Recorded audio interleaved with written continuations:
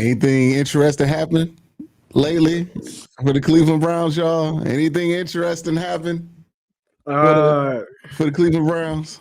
Me and you was arguing on the timeline. Curtis was trying to play peacemaker. We told him shut the fuck up. Did Curtis try to play peacemaker? I didn't even see them. I'm lying. I was like, what did he play peacemaker? I was like, he over here trying to make peace. Like, it wasn't even one of them arguments when we was mad at each other for real. We was just having a disagreement about the game.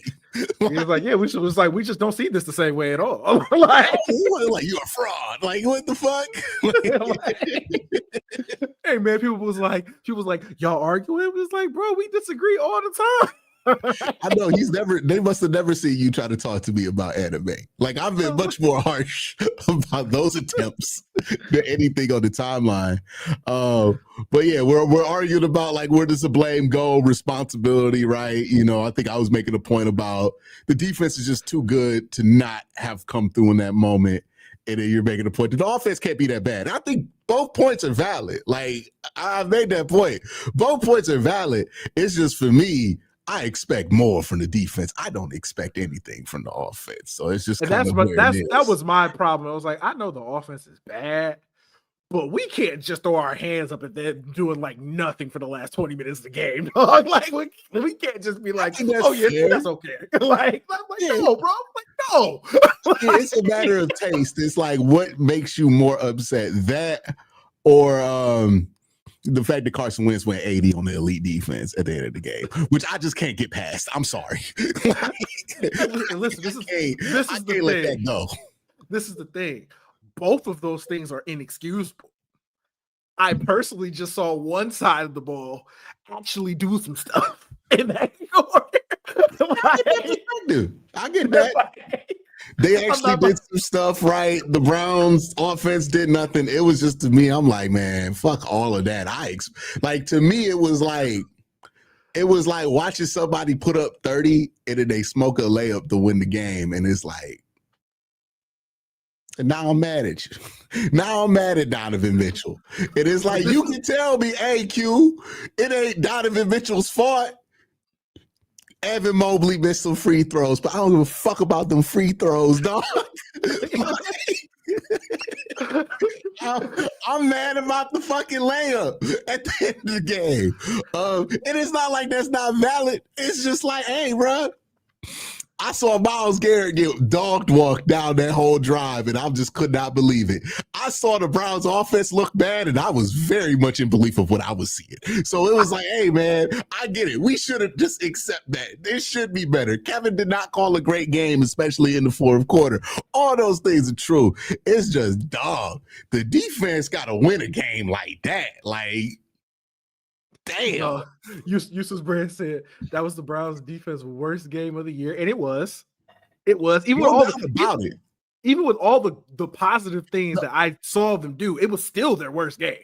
Yeah, and here's the thing about the Browns' defense, and like where I sit with it. I think they're the best defense in the NFL. I think they're so talented that their worst game is only going to be but so bad, especially when the offense doesn't turn the ball over. Right?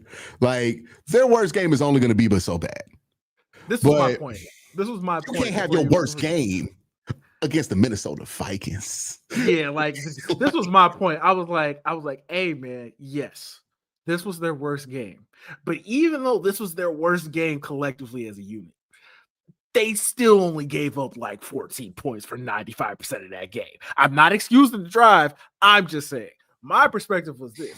They gave up 14 points, bro. As an offense, you got to help them out somehow. No, they have to get to 20. If they would have, I think if the offense would have got to 21 points, I don't think anything I'm saying, or 24 points, I don't think anything I'm saying is going to be controversial, right? I think everybody agrees with me. And, this is my thing. But they did not get to 20 points. They didn't even need 20 points to win that game. They were asking you to go get 20. Can you get 20 yards, bro? Like, please. Like, can you get 20 yards of offense so we can just kill the clock and get out of here, dog? Mm-hmm. And they could. for a whole quarter. They had one first down. They were just like, hey, if y'all get 20 yards, everything else you did in this quarter doesn't even matter if you get 20 yards.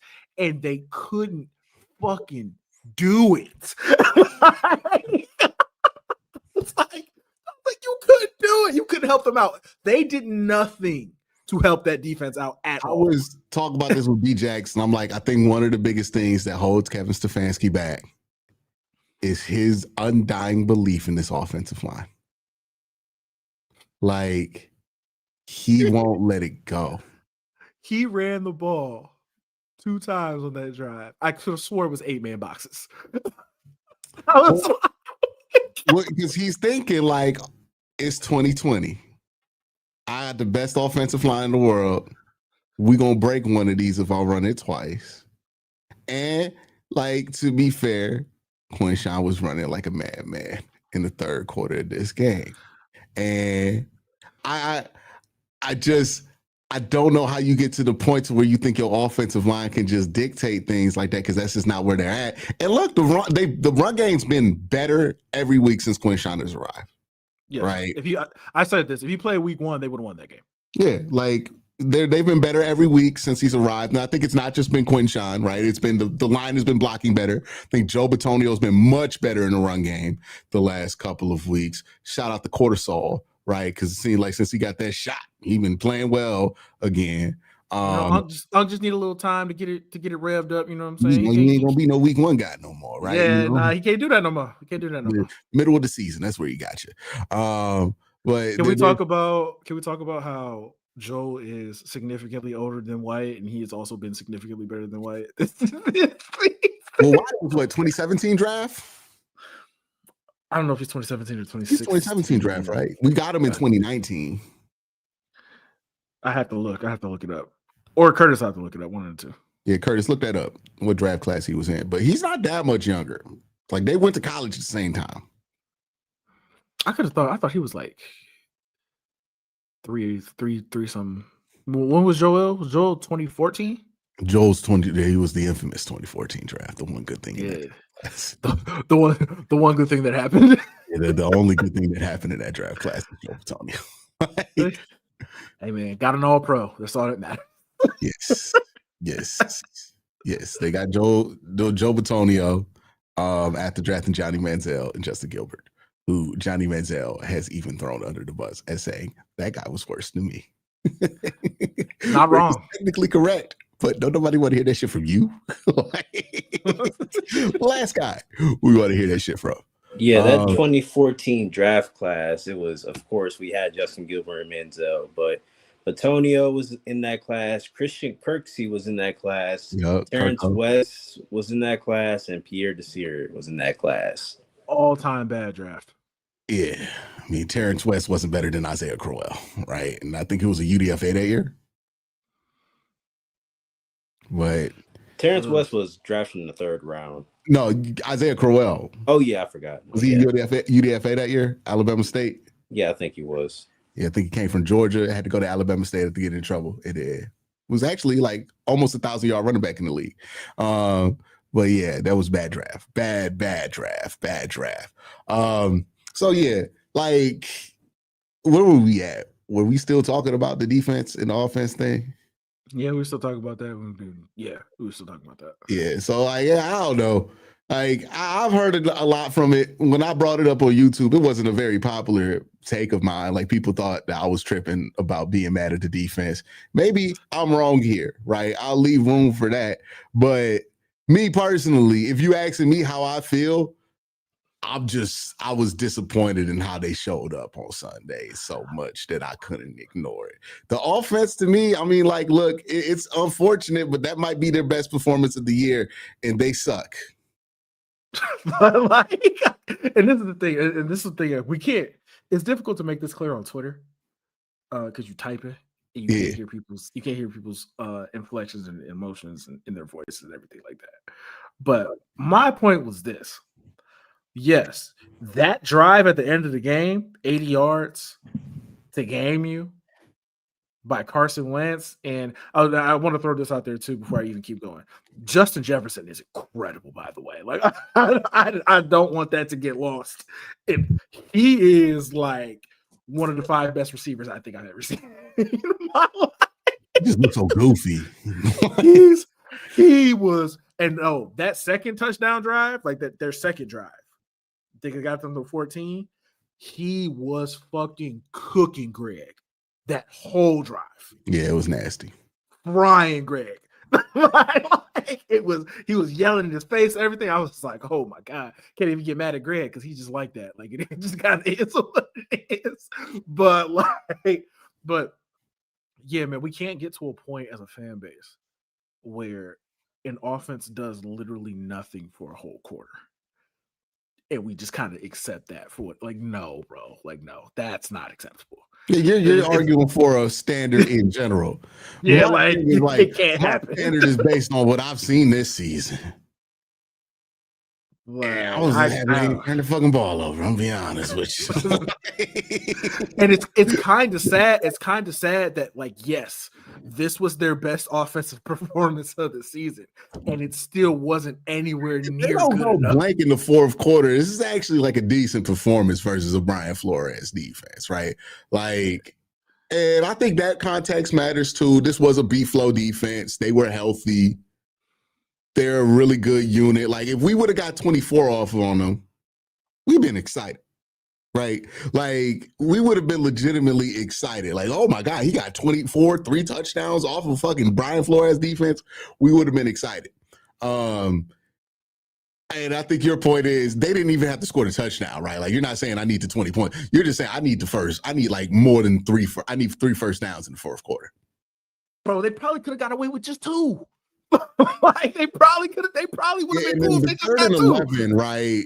Like, again, we're not, both of us aren't in the group of people who want Kevin fired every week, right? No, we're not. But, I did think that he called the timeout late after the Justin Jefferson play. I think that took a little bit longer than it needed to. And that took about like an extra 20 seconds off the clock. So, I don't agree with the people who thought we shouldn't call timeout at all. I don't get the argument there. Like, you had to call a timeout after they got to the 30 on that Justin Jefferson play because they could do whatever they wanted there. But I saw somebody make the point that, like, the timeout took forever. I think that was fair. Like, 20 seconds to call a timeout after a play like that. You got to have it like, hey, if they get in the field goal range, this situation, that decision has to be made before the week starts. So that, I think, is a legitimate criticism of his clock management. Now, to be fair, I don't remember having to come on here and talk about Kevin's clock management a lot over the last 5 years. And we played a lot of close games, so I don't think that's been a consistent issue for him. It was just bad. It was bad on Sunday. Yeah, it was. He was bad on Sunday. Like, he was. It wasn't what it needed to be, right? Like, I thought the second time out was fine. The third time out, what the fuck are you going to do after that point? You give up the first down, right? Yeah. I thought the execution on those 2 plays, right, when we got to the third down was dog shit, if I'm being honest. Like, Miles Harden misses 2 tackles there. It changes it from a 3rd and 3. Well, it was a 3rd and 3. It really should have been a 3rd and 8 or a 3rd and 9. And those 3-4 yards allowed them to call that money play that they had lined up for us. And look, at any point where we were in a short yardage situation, they was going to snipe us with that shit. That shit was money. Like, that was a great play call, right? They had us. There was nothing we could do about that play call, but we could have avoided being in a situation where that would have been an effective call. And we did not do that. No negative plays on that final drive, which I thought was egregious for this defense. And they stayed ahead of the sticks the whole time. And I thought the most egregious thing for the defense was you allowed 3 70-yard plays, drives from a team that had no business doing any of that to you. You know what I mean? This should have looked like Arizona with Clayton Tune. Like, this is what it should have looked like if the defense is playing to their standard. The first one with the trick play was just like, I was just like, come on, bro. Like, come on, dude. Like, credit to the Vikings and Kevin O'Connell for calling it and everything. Like, that's great, but like, come on, that can't happen. That second drive though, that was just all Justin Jefferson. I was just like, hey man, like he gonna do that to you. Yep. I wasn't as mad about that one because I was like, you can't let it get to the point where he has the time to find them, right? Like you just gotta, you gotta disrupt them. I didn't like that. I ain't see any hands up the whole fucking game. They're throwing the ball quickly. We not getting hands up. Denzel Ward, that last play where they gave it the touchdown. Why the fuck ain't he jumping for that ball? Like he just lets it. Oh, I want to throw this. I want to say this too. I just want to get it out because it pissed me off personally. The most egregious false start in the world. Oh yeah, the most egregious false start, and I have no idea how they did not call that. Like, they missed it. Like it was so obvious. It was so bad. Yeah, and I can't even work myself up to be mad about the false start because so much shit happened to get us now to that point that shouldn't have happened. Right? That's true. The 4 drives in the fourth quarter by the offense, that mean you just shouldn't have went that poorly. And then the 3rd and 11, right, where Dylan Gabriel throws the ball out of bounds. And look, that's some people are gonna put that on Dylan Gabriel for throwing the ball out of bounds. He has to know better than that. I'll put that on Kevin Stefanski. Yes, because you have to have those expectations be clear, right? Like before the play, when you put the play call in, hey, Dylan, we're going to go X, Y, counter, G, Y, whatever the fuck. Hey, sack's fine here. We want the clock to run. We want the clock to run, right? So we can take a sack. We can throw it short. You can run this bitch. What you cannot do is chuck this out of bounds. You can fight through the progression on this one and wait to see if the backside dig opens up. You cannot throw it out of bounds. If that message was communicated in the headset and it wasn't executed, well, then you got to move on at that point, right? Like if you clearly, and I don't think that was the case, by the way. I don't think they communicated this clearly. I think what happened there was Kevin assumed he knew. Why the fuck would you ever do?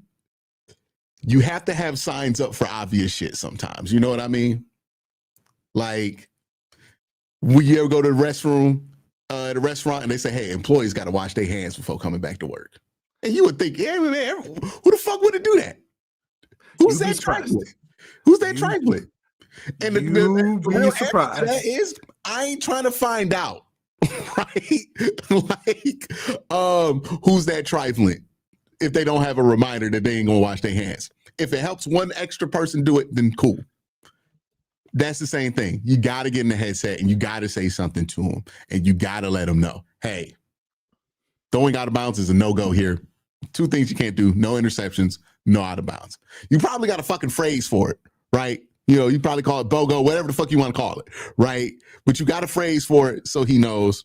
He's got to know. He's got to execute that, and it's got to be abundantly clear. It was not abundantly clear. He makes a huge mistake. They don't call timeout now. Now your clock management situation is worse.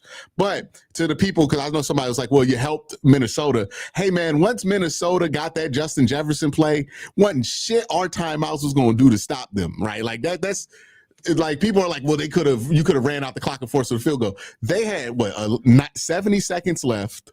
Yep. With the ball on the 35 and a timeout. They didn't give a fuck about the clock at that point.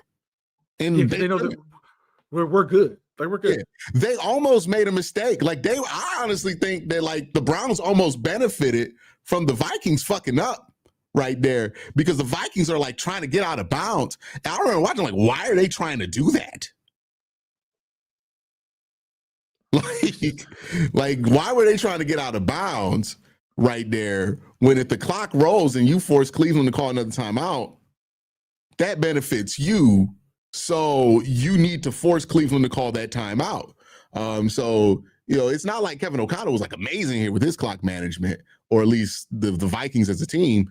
But, you know, how you played on defense at the end of that drive is ultimately what bailed them out, right? Like you get to 3rd and 6, you stop them on 3rd and 6, they kick a field goal, you have a minute left with the timeout. You got a chance to win the game. But you give up that first down, well, the game's fucking over. like unless you force a field goal, the game's fucking over. You know? So yeah, I saw I didn't really agree with one element of it, but if you're saying that Kevin could have had a better prepared situation on 3rd and 11 and he should have called that timeout sooner after Justin Jefferson play, I got no complaints about that. That's fairly valid, right? And this defense has to wear the fact that they let Carson Wentz go 80 on them on their jacket. I don't care. Like, you got to wear. Like, before I call them elite again, you got to do something to make me forget about that. I'm sorry.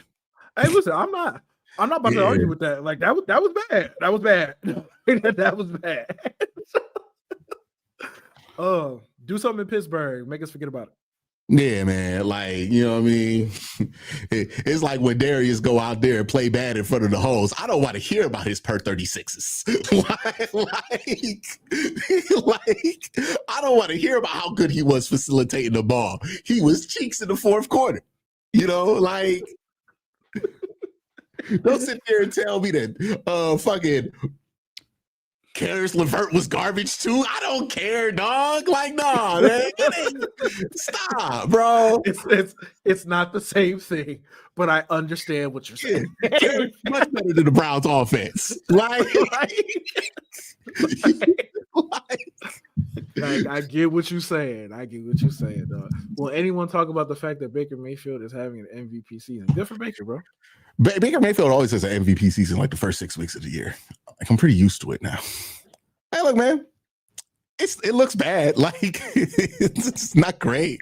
You know, we're sitting here wondering if we're gonna play Deshaun Watson again. They got Baker Mayfield. They having a good time, but realistically, we know that we weren't the last team to have Baker Mayfield before the Tampa Bay Buccaneers had him. Like, I don't know why the Carolina part of this always gets dismissed, but hey, dog, we weren't the team that cut him. We just traded him. Okay. Hey, the Panthers had him and Sam Darnold, and they both balling. So, I mean, they got Bryce Young. He won. So they started PJ Walker over both of them. Like, yeah. So he was on the Rams too. I think everybody understands why he's not the Rams quarterback though. Like, yeah, you would take Matthew Stafford over Baker Mayfield. Yes, he is Matthew Stafford over Baker. They won a Super Bowl. Like, I think they're okay. Yeah, they're okay. They're fine, right? They were justified in letting him go, right? But like, it always only comes back on the Browns. And I'm not saying it shouldn't come back on the Browns. Yeah, we traded for Deshaun Watson. It's gonna come back on us. Yeah. Hey, dog, I'm just saying, like, I'm snitching. Like, in this first 48, I'm snitching. I ain't the only one who fucked up here, bro. He drove the car. Okay. Nah, you doing this jail time with me, Carolina. Y'all not about to get out here scot-free. Like, I can't believe Cincinnati traded for Joe Flacco. Hey, I'm trying to get the tweet out now so we can start talking about it. It's crazy, dog. I cannot believe they traded for Joe Flacco on so many levels.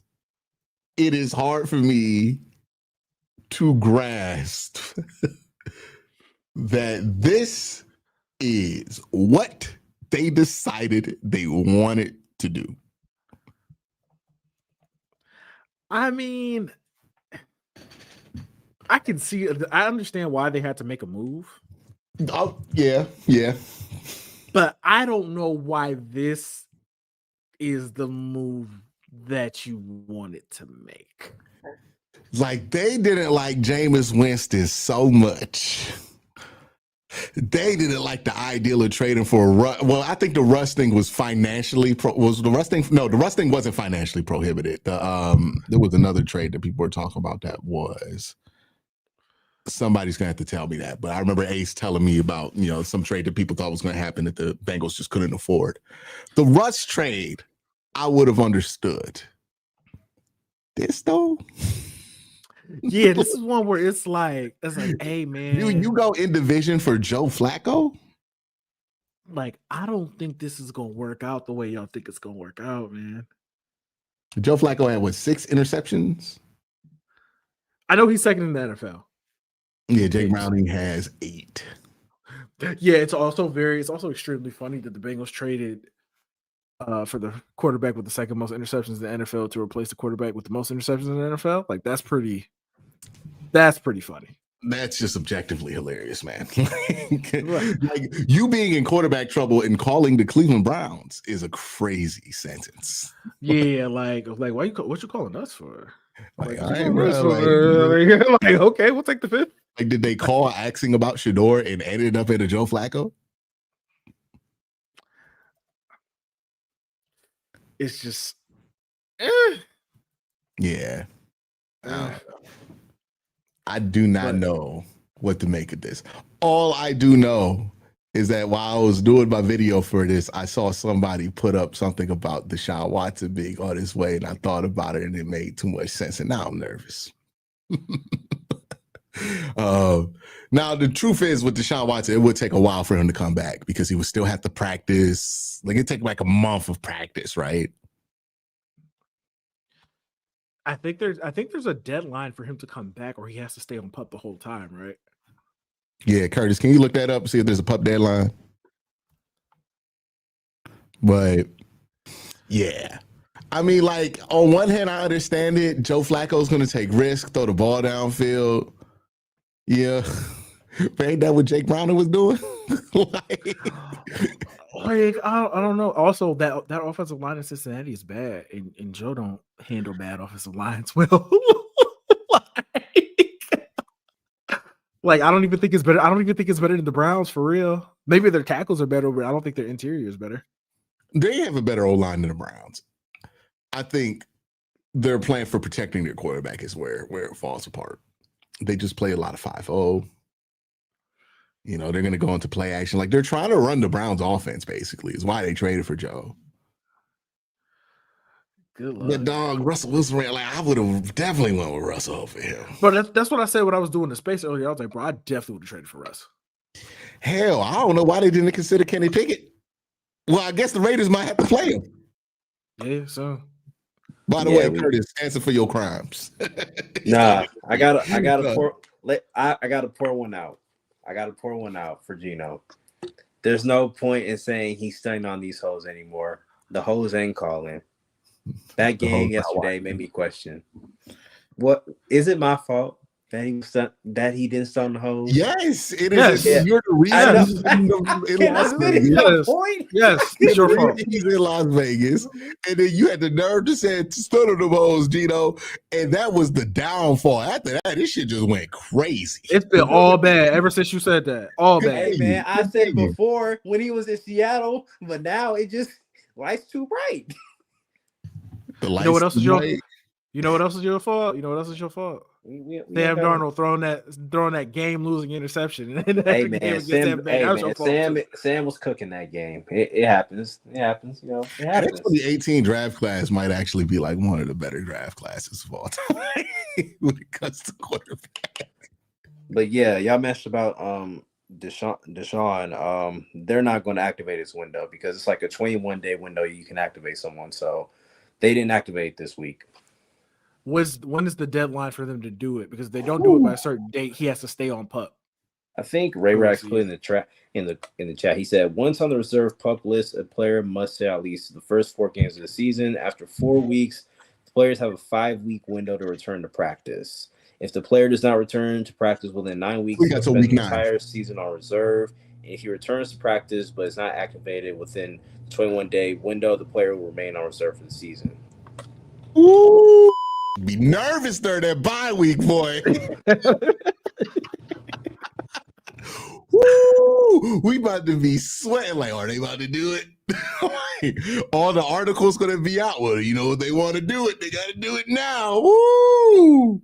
Ooh-wee. Woo! We about to be nervous. This gonna be me when it don't happen. Here's what got me nervous. I'm like, damn, who the veteran quarterback gonna be in the room? Bailey's happy. Deshaun Watson. Be giving these young boys terrible advice. Maybe he a good coach. I don't know. We're gonna find out. Someone said clench butt cheeks.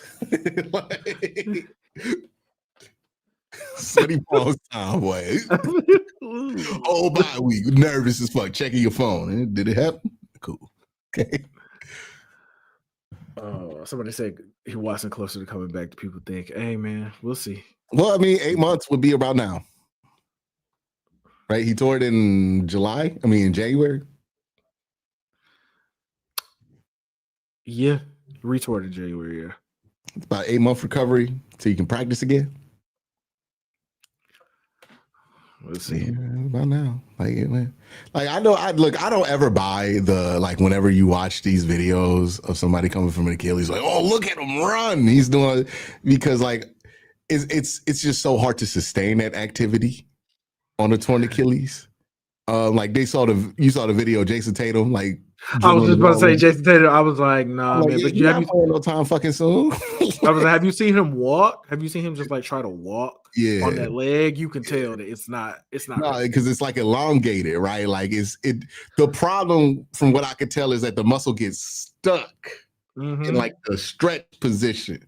So some things are easier than other things, but it's gonna be hella discomfortable, and it just has to grow back into not being stretched anymore, and that just takes a lot of time. Yeah, it's gonna take a minute. I'm not worried about Deshaun Watson playing, bro. I feel like it's gonna be Dylan and Shedeur the rest of the way.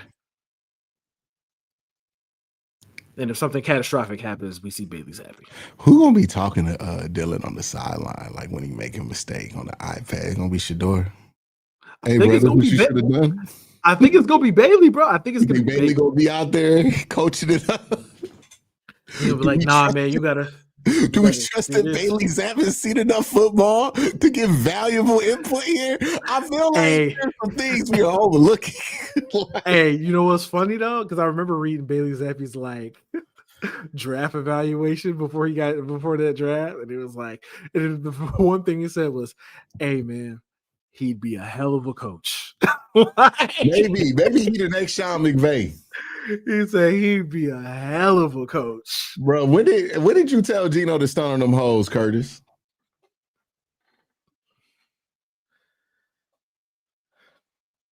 It was a while ago. I'm trying to look up the date. I'm trying to think. I'm trying to look it up right now. Because I don't think it matters. He's been awful all year. It's just that whole team. It's just that whole team has been bad. It's been. Was it against the Chargers? Yeah, it was against the Chargers. It was because you was out here. Go G Herbo. Go G Herbo. J Herbo. He tried to fucking hedge his bet here with his jinxing. Yeah, ever since then, 1 touchdown, 4 interceptions. Answer for what you did to this man. It's not my. Hey man, it's not. Hey man, said them hoes and he threw 3 interceptions, no touchdowns. Hey man, you didn't sound them hoes, man. It is what it is. You ain't even sorry, bro. You ain't thinking, yeah, that's all. Yeah, that's crazy. That's crazy. You put on the beignet man and you can't accept this. Okay, where's the accountability, Curtis? And push it on John Rivers because John Rivers exists, and you out here directly responsible for this, and you gonna sit here and be like, nah, it's unfortunate. You know what? You misfortune in this situation. Where is the accountability? Sir, where's that? We're all looking for the guy who did this. It is my fault. I will own up to it. I will own up to it. I will literally own up to it. I'm sorry, get his number from B. Jackson and apologize. Yeah, we gonna get his number from B. Jackson and be like, hey, bro, I'm sorry. He gonna be like, who the hell is this? Hey, bro, I wore a hoodie on a podcast and fucked your life up. My bad. You was about to get paid. Okay, you was about to be in Seattle doing well, and then I got you traded to fucking Pete Carroll again.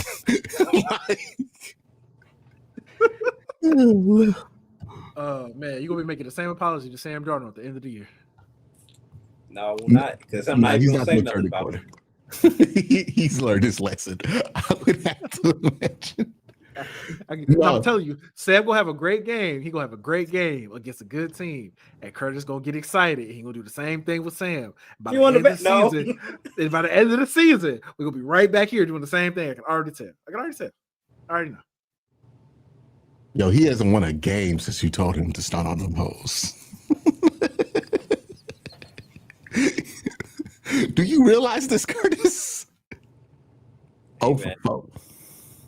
I said I apologize. What more can I do? No, they got their ass beat by Daniel Jones. Have they won a game? They beat New England in week 1. Okay. Are the Jets the only winless team? Yes, they are. Hey. Oh, I don't know if they're gonna win one either. TGAU. Thank God it ain't us. Oh man, you know how mad, you know how upset we'd be if we beat the Packers. I feel like me and you are pretty reasonable. We would be upset if we have a win at this point. Damn, not one? Not one? They should have 3. Honestly, they should have 3. The Browns are the best bad team in the NFL, man. I swear to God, they are the best bad team. You can legitimately argue with this schedule they have, they should be 3-2. And with the schedule they have remaining, dog, there's so many games they should probably win. Like if there's a team that I'm like, oh yeah, they have one win right now, they might turn it around by the end of the season. I feel like the Browns are on the top of the list of teams I'm picking for that. Like Baltimore's another one where I'm like, they're gonna get better. The Baltimore thing is interesting only because like I don't know if they're gonna get healthy. That's the question. In time to actually make a run. Like they might not be healthy enough. But if you look at their schedule, I think getting Lamar back might be enough. It might be. It's not a very tough schedule down there. But yeah. Moral of the story, to kind of wrap up the first conversation, I think we could all agree we want the defense to kind of come into this Pittsburgh game with something to prove this week. It would be nice. I want to see them prove something this week because.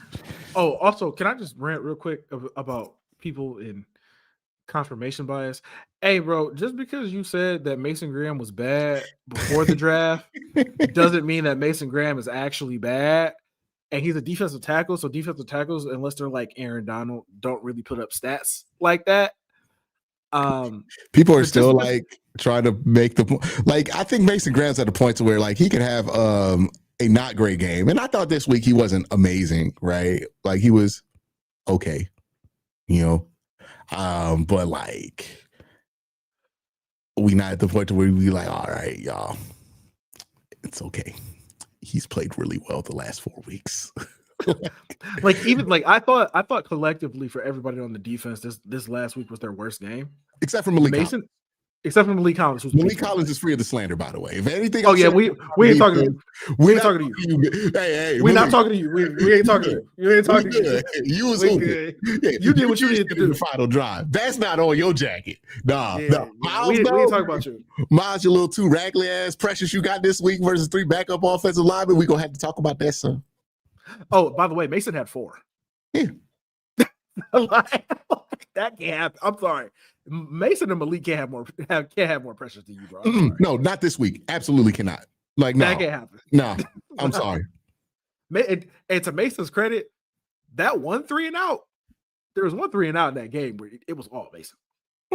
Tackle, pressure, force the holding, and then they punted after that. Yeah, and that was his bad game. That was his worst game of the year. Yeah, like that's a lie. I think he's going to be okay. Keep in mind, he's a defensive tackle. He's not even supposed to be good right now. At 22, he's not even supposed to have a point in the game where you could point to and say, "Yeah, he did." That 3-and-out right there, he did all of that. I don't know why people are so weird about Mason Graham. I swear to God, like I really do wonder how much of this is because he just looked like a goofy white boy. Like how much of this has to do with that? Because the people who don't like that, it don't look like this pod. Right, like I'm gonna keep it a bean. I'm gonna keep it a bean with you, bro. And I hate to even take it here. It's racially charged. Like we can call it what it is. It's racially charged. like it's because he's white. You know what I'm saying? It's because he's white. I ain't going there because the people take that and run with other stuff, right? But yeah, it's the classic case. I remember Taylor Lewan Is he the one with the podcast, the Bussin' with the Boys podcast? Yeah. I remember he said this, and it was just fascinating to me because I'm like, man, nobody hates white athletes more than white athletes. Because Taylor Lewan would be like, man, if I let a white guy get 2 sacks on me, I'm gonna be pissed. I was like, that's crazy. Like, white dudes have been historically good at edge rushing. Like, why is this an insult to you? Like, but we can argue, but it's a fascinating concoctory of racism that ends up to get you to that point. I affectionately call it, or not affectionately, but I call it domo brain. Domo brain, because we all coming into the draft, he was like, you can't take Mason Graham. When's the last time a white defensive tackle was a great player? And I was like, I'm sure there are white defensive tackles who are great players. Who's the one in New Orleans who went high, like Brian Brissy or something like that? He was like a top 15 pick or something like that. He played at Clemson. Brian Brissy. Yeah, I'm like, it's not even like that crazy. Like top 5 is a little, you know what I'm saying? I can't remember the last time a white defensive tackle went top 5, but like, you know how Mason Graham was good when I saw other white dudes giving him credit. Max Crosby. Max Crosby being like, no, I know one when I see one.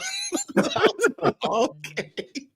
There's something there because nobody is harsher on these dudes than other white dudes. It is the most fascinating thing I've ever seen in the world. And when it comes, and you know what's going to happen? It's going to hit over the hill at some point. And then you're going to remember these days when the white people was not behind Mason Graham because they're going to start getting behind him like they got behind TJ Watt. Right? And it's going to be so annoying. It's going to piss me off. So actually, Mason is better than Miles. It's like, all right, guys. All right. Right? Like, then we're going to be like, okay, now we got to be on the other side because y'all be like there is going to be a tipping point here where people stop hating and start embracing, and when we get to that point, we're gonna forget about these days and kind of wish they were back. They still won't let the TJ Watt thing go. He's been not as good as he's been for 2 years, and people still ain't letting it go. Every time an NFL player tells you who their best pass rushers are, and they don't have TJ on the, you hating? Is it racism? And it's like, oh my God, boy, he's just not that good no more.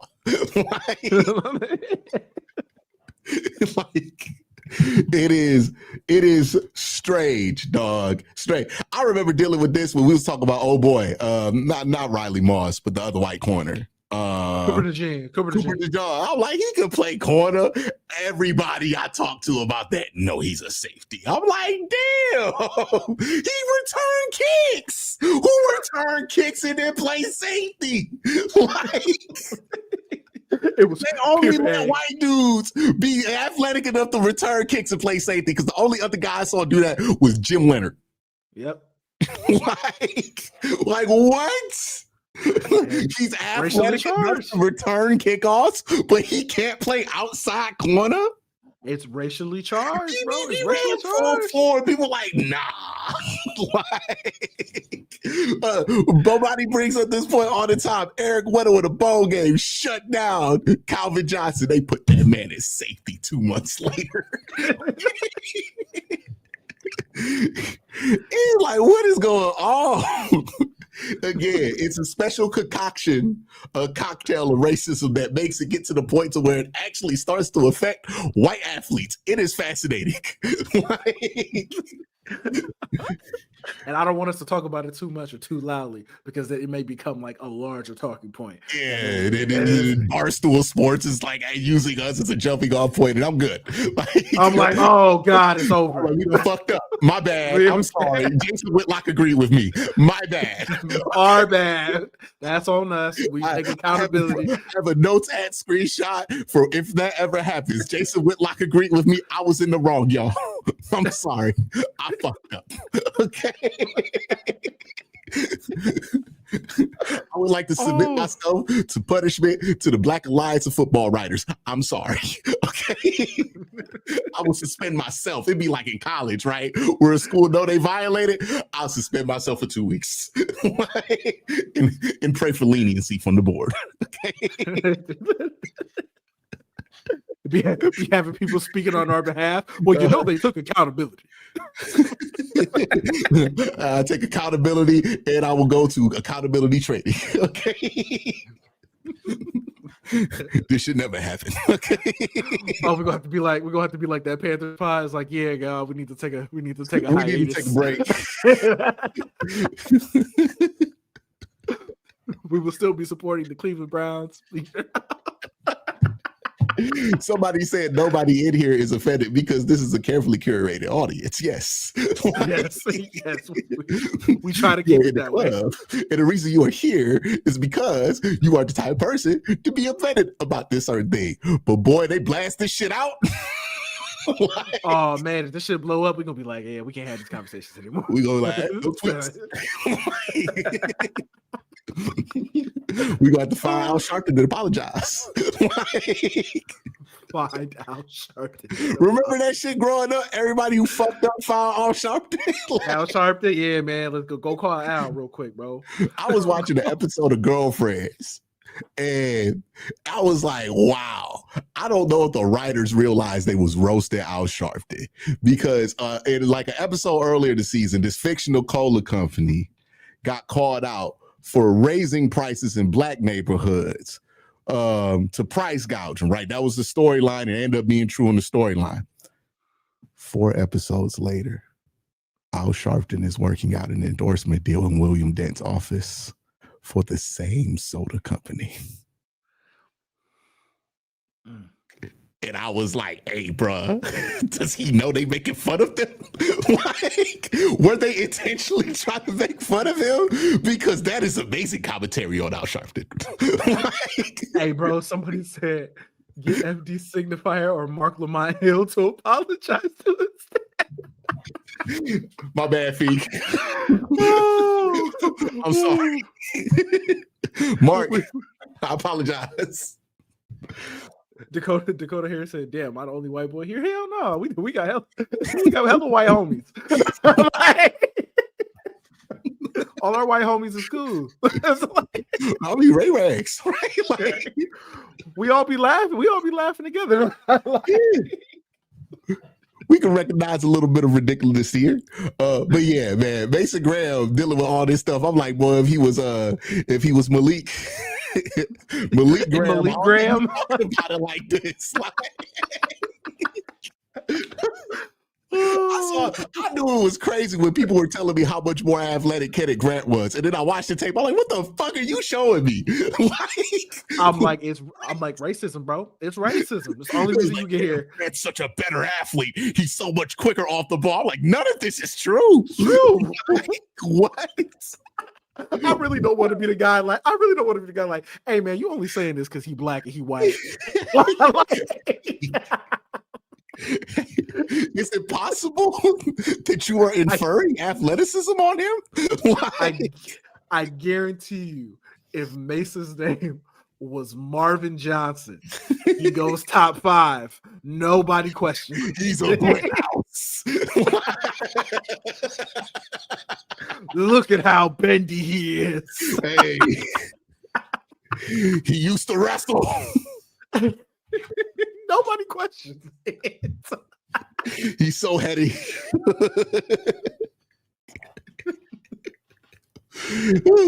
Man. You know what's legitimately crazy? Mason Graham gonna walk up to Shador and be like, I know what it mean. I know what you mean. Like, the same struggles he deals with being a white 3 tech or what a black quarterback has to deal with. Like, nobody believes in me. Why don't you think I can do the job? That man tore up Ohio State the year they won the national championship, brought that mediocre your team to beat Ohio State. And then everybody like, I don't know. Is he athletic enough? Bro, he just tore up Ohio State twice. And Michigan. Nick Saban said that's the greatest defensive tackle I've ever seen. And then they still like, nah. Like, what? Kenneth Grant better. I was like, man, I hope Mason didn't learn the wrong lessons. Like, hey, funniest thing about Kenneth Grant too, and y'all know how I feel about PFF grades, and I like PFF grades to evaluate defensive tackle play is just ridiculous. But I did find it hilarious that PFF had Kenneth Grant rated as the worst defensive tackle in the NFL. Well, people get all these takes off on Mason. I'm like, what is it? And then I was like, I knew what it was when it was all like, they was getting all excited about it, like when he wasn't in pads. Because like, that's where everybody's issues with him came out. I'm like, oh, y'all got, imagine how this would be different if Mason Graham was Polynesian. That's literally a super chat we got from Army Man 001. Now imagine it. No, put it on the screen. Put it on the screen. Big shout out to a doobie, man. Army Man 001. He said, now imagine if Mason was Polynesian. He might have went top 3. He might have went number 1 overall. Nobody questioned Danny Shelton going 13, but boy, oh boy, we got questions about Mason Graham. Remember they was trying to tell us Danny Shelton was athletic? Remember that? Remember they was trying to tell us that? Meanwhile, you try to tell people that Mason Graham athletic. Don't nobody want to hear that shit. We was like, yeah, this 360-pound guy, he's athletic. Oh shit. Oh, yeah, he definitely would have got Vita Vea Cops. He definitely Vea Cops. All of you Vea Cops. Malita Graham. Oh boy, he going number 1.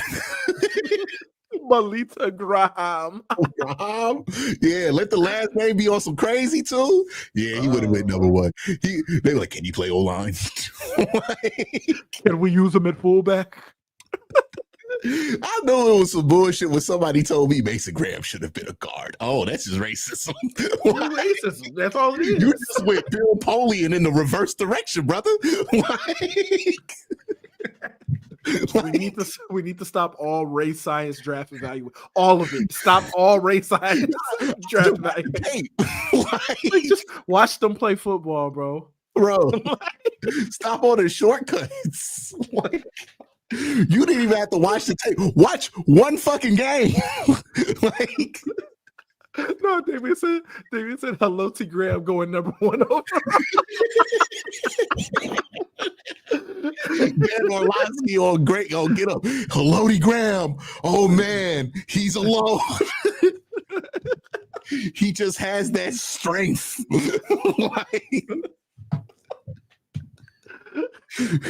Hey, people get off some crazy shit on Polynesian people when it comes to football because some of the stuff people be saying, I'm like, hey, it'd be kind of fucked up. And you said, like, I heard somebody use the term, he just has strength from the islands, which is sounded like you saying he got ancestral strength. And that's crazy.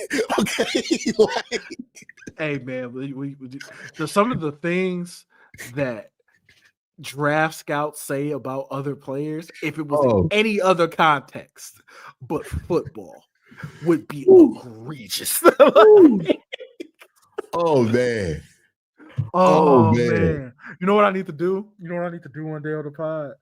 We need to get Corey on here because Corey be talking to scouts. I'm like, I don't need you to name the scouts. I just need you to read off things that they say to you about players. And I want you to read it in a Southern accent for me. Hey, do you think they had to convince Jim Schwartz? No, we don't. I think Jim Schwartz was on board once they found out that he has a connection to Hawaii. His best friend Dylan Gabriel, we good. Yeah. They had to convince Jim for sure. They had to be like, hey, no, Jim, he's good. It's like, y'all sure? Y'all sure? Jim Schwartz walked in here with the bullshit first pick. Like, get him. He looks good. Siaki Ika? Yeah.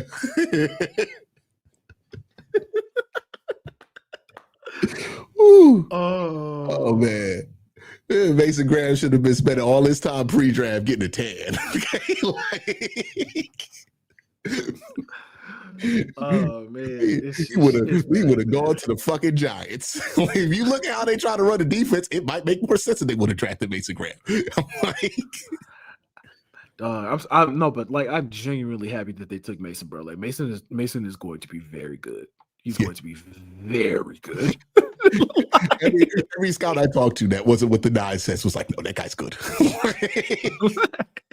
He is the most obvious gonna be good guy in this draft. And the funniest thing is like everybody said it too. It was like, no, he's gonna be good. Like he's gonna be good. Yeah. Oh my goodness. Oh my goodness. Hey man, big shout out to Mason.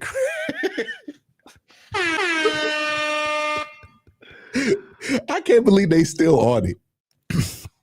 Bro, they still trying to get they still trying to prove a point. I'm like, y'all look stupid, bro. And it'll be like, well, this person and this person and this person don't think he's good. I'm like, I don't give a fuck what they think. I got eyes. Hey, look, you gonna see Mason Graham with the lays on pregame. Like, y'all keep fucking with him. He gonna be out there like Samoa Joe.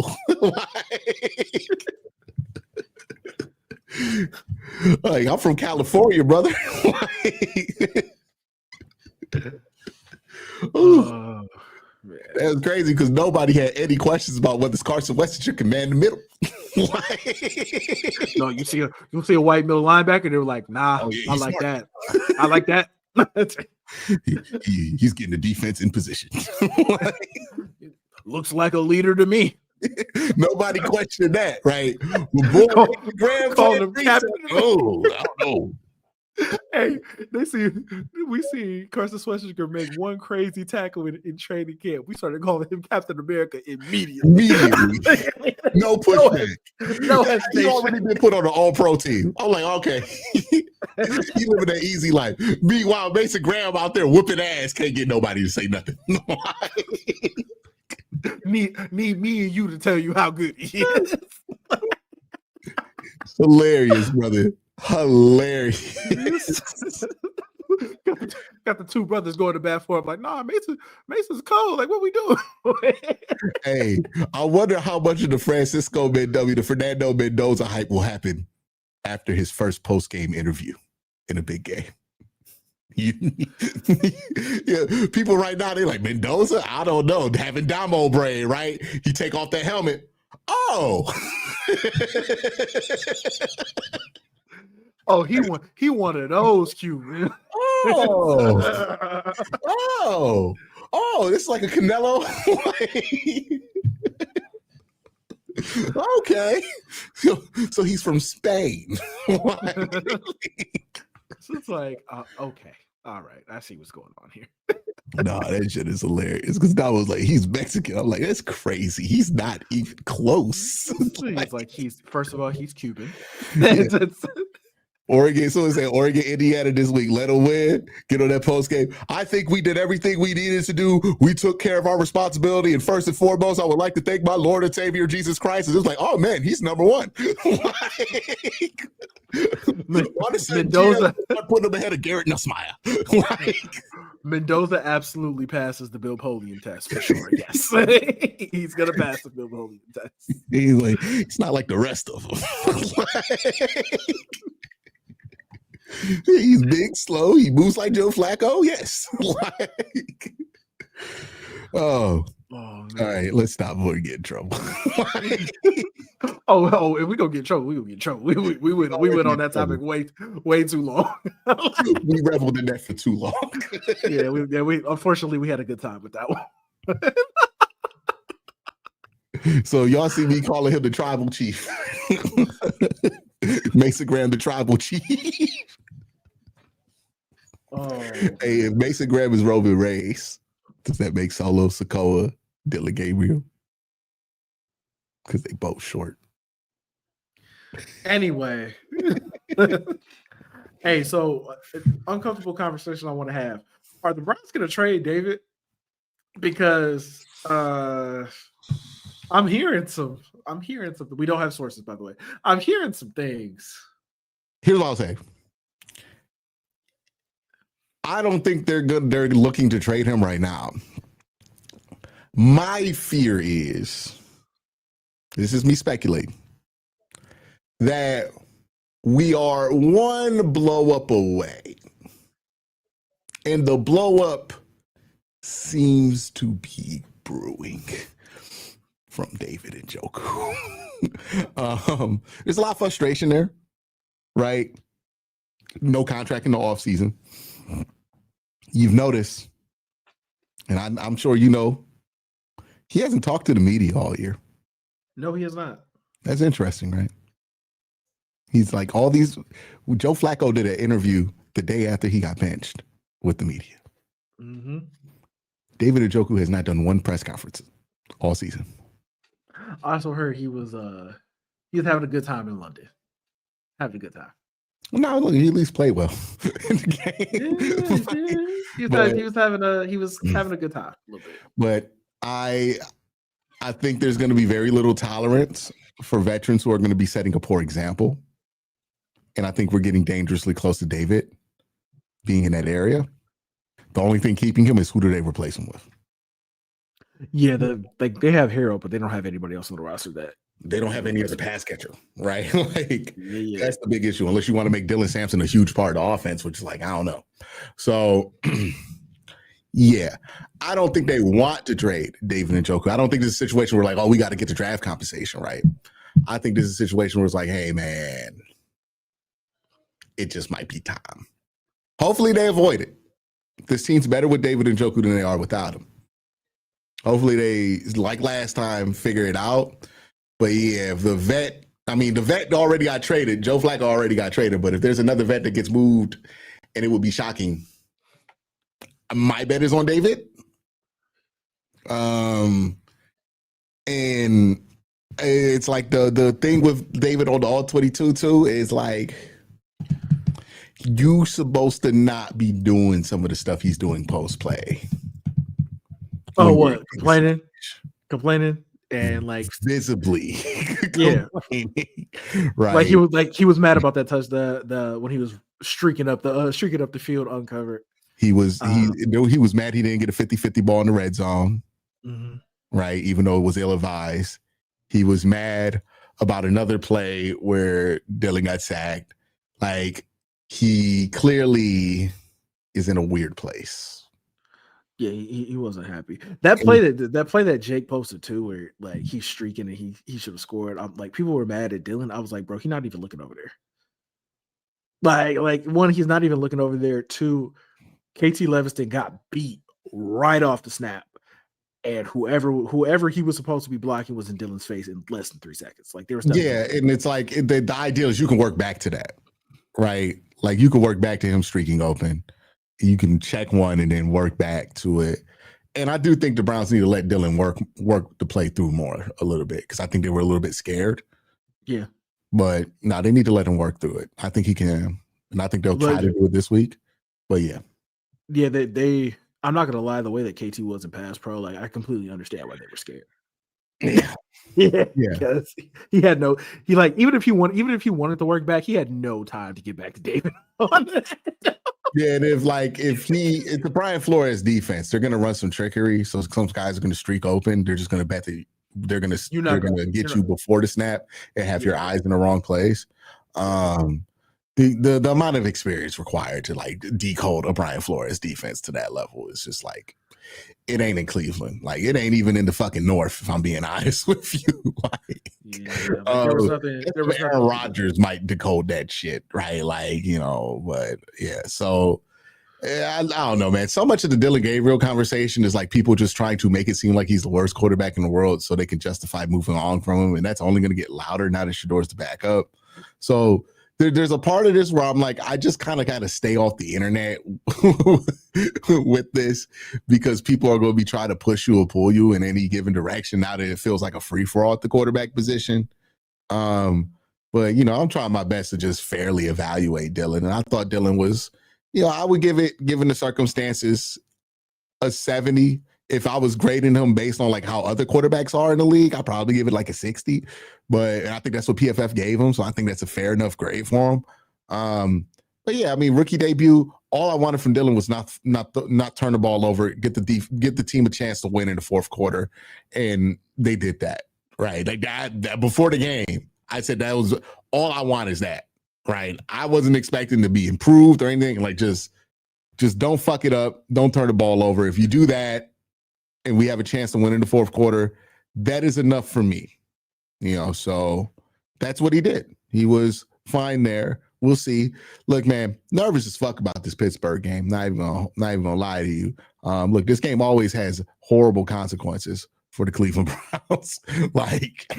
Oh yeah, I tweeted after the Vikings game. I was like, hey, I don't think anything's gonna happen to Kevin, but the one thing that can't happen if you don't want Kevin to get fired, they cannot get dog walked by the Steelers. They can't get embarrassed. They can't get embarrassed. They get embarrassed, all bets are off. They get embarrassed, then he ain't gonna get fired today, but he's probably gonna get fired sooner. At the end of the season. Yeah. He'll get fired at the end of the season. Because it just becomes too loud at that point. Right? Yeah. Like you can't. You know what'll be interesting though? Because I don't see it too often. But if Kevin gets fired, but the front office stays. Well, the thing that'd be interesting is that I don't know if Andrew Berry would be willing to fire Kevin Stefanski. I think he would. You think so? Yeah, I do. I think he would, especially if Jimmy was kind of like, hey, you think we could do better? Because this is one thing I don't think people understand. Jimmy and AB are really locked in right now. Like really locked in on how they see the team, what needs to happen, where they're going. And I like to think that AB likes working with Kev. I mean, he compared him to Andy Reid. Yeah, but I also think that if AB saw an opportunity to bring somebody else in that he wanted, he might do it. It's all purely speculation, except for the AB and Jimmy being locked in part, but we'll see. Yeah, we'll see. Hopefully, if they do make a move at coach, it goes better than the last. How many times? 12 times we've done it. Yeah, it's gonna be and Ray Rack said that they've been scouting together multiple times, but yeah, Jimmy and Kevin have been scouting quarterbacks and going to watch players and stuff together every week. He got to sell them on the plan, man. He got to sell them on that new plan. And listen, with the draft class that he just had, it's an easy sell. Yeah. It's an easy sell, bro. Fantastic class. AB is a sick man. He's a sicko for sure. Yeah. If you heard anything about Andrew Berry, he's a sicko for sure. All right, let's get to some of these super chats. By the way, someone brought up Kyron Lacy in the chat. Justice for him, man. Justice for him. Oh, yeah. Hey, shout out Ryan Clark for going on ESPN and telling the truth about what happened. Yeah, that was crazy. Because he didn't have to do that, but he did. For all the things that Ryan Clark has done over the last couple of months, which is Ryan Clark said some crazy shit. Gotta give him credit when he does something. Oh, yeah, 100% gotta give him credit because that was dope. On this kind of stuff, he doesn't disappoint. All right, this one is from Ray Rags. Cole, my problem is I have more faith in the defensive line stepping up than I did in a rookie quarterback in his first start against Brian Flores in London. You can't get bullied by multiple backup linemen and Carson Wentz, man. I think Yeah. Go ahead. I think the issue, and everyone was talking about it. I'm like, why did everyone saying, oh, the defense held their own? I'm like, they did, but the game was similar to the 2023 game against the Rams. I remember that game vividly because Sean McVay had that defense in a blender that game. And the thing about these McVay disciples, they can scheme you up and make you look foolish, no matter how good you are. And what Zach Taylor?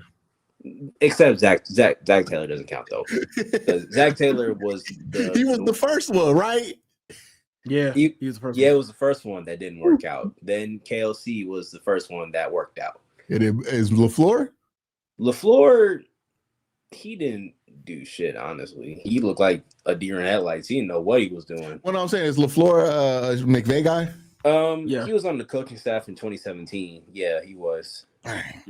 So, yeah, when it comes to defenses like that has a ton of misdirection and a lot of creativity, they use the over-aggressiveness that the Browns defense plays with, and they use that against them because they were just getting the ball out quick, using quick game, misdirection on the run, stuff like that. And going against a defense like that and going against an offense like that, you got to be a little bit creative because throughout the entire game, they were just getting picked apart. And it felt like they were trying to over-rely on their aggressiveness. I'm like, you got picked apart against McVay. And during that stretch when they were on the road, you got picked apart against McVay. You got picked apart against Peyton.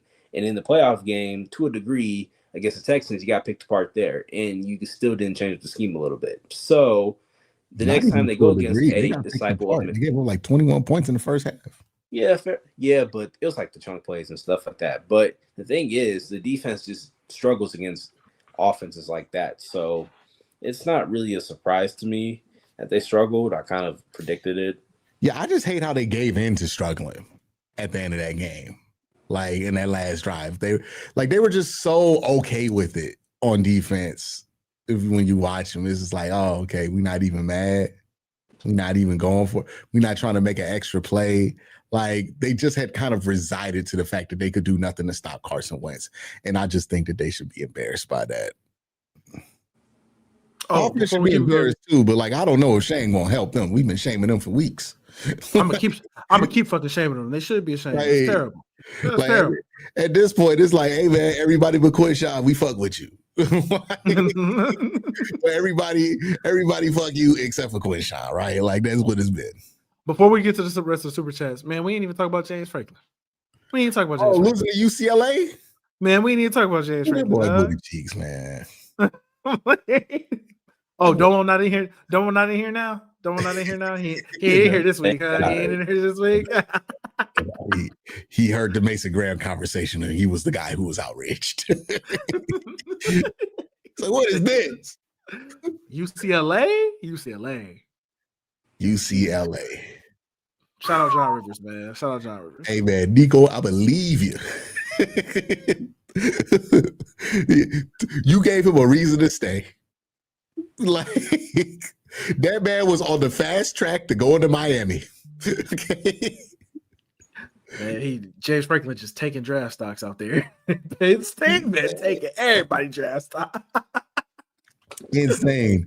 They lost to a UCLA team that lost to New Mexico? Yeah, they lost to New Mexico and they fired their head coach, OC, and DC. No, the OC was there like, yeah, man, we didn't even know how to get the play calling.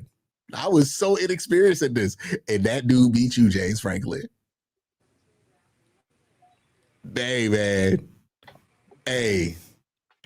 I've never had more respect for the baseline that the talent you can get at Penn State can get you. Because clearly that's what's propping up that program right now.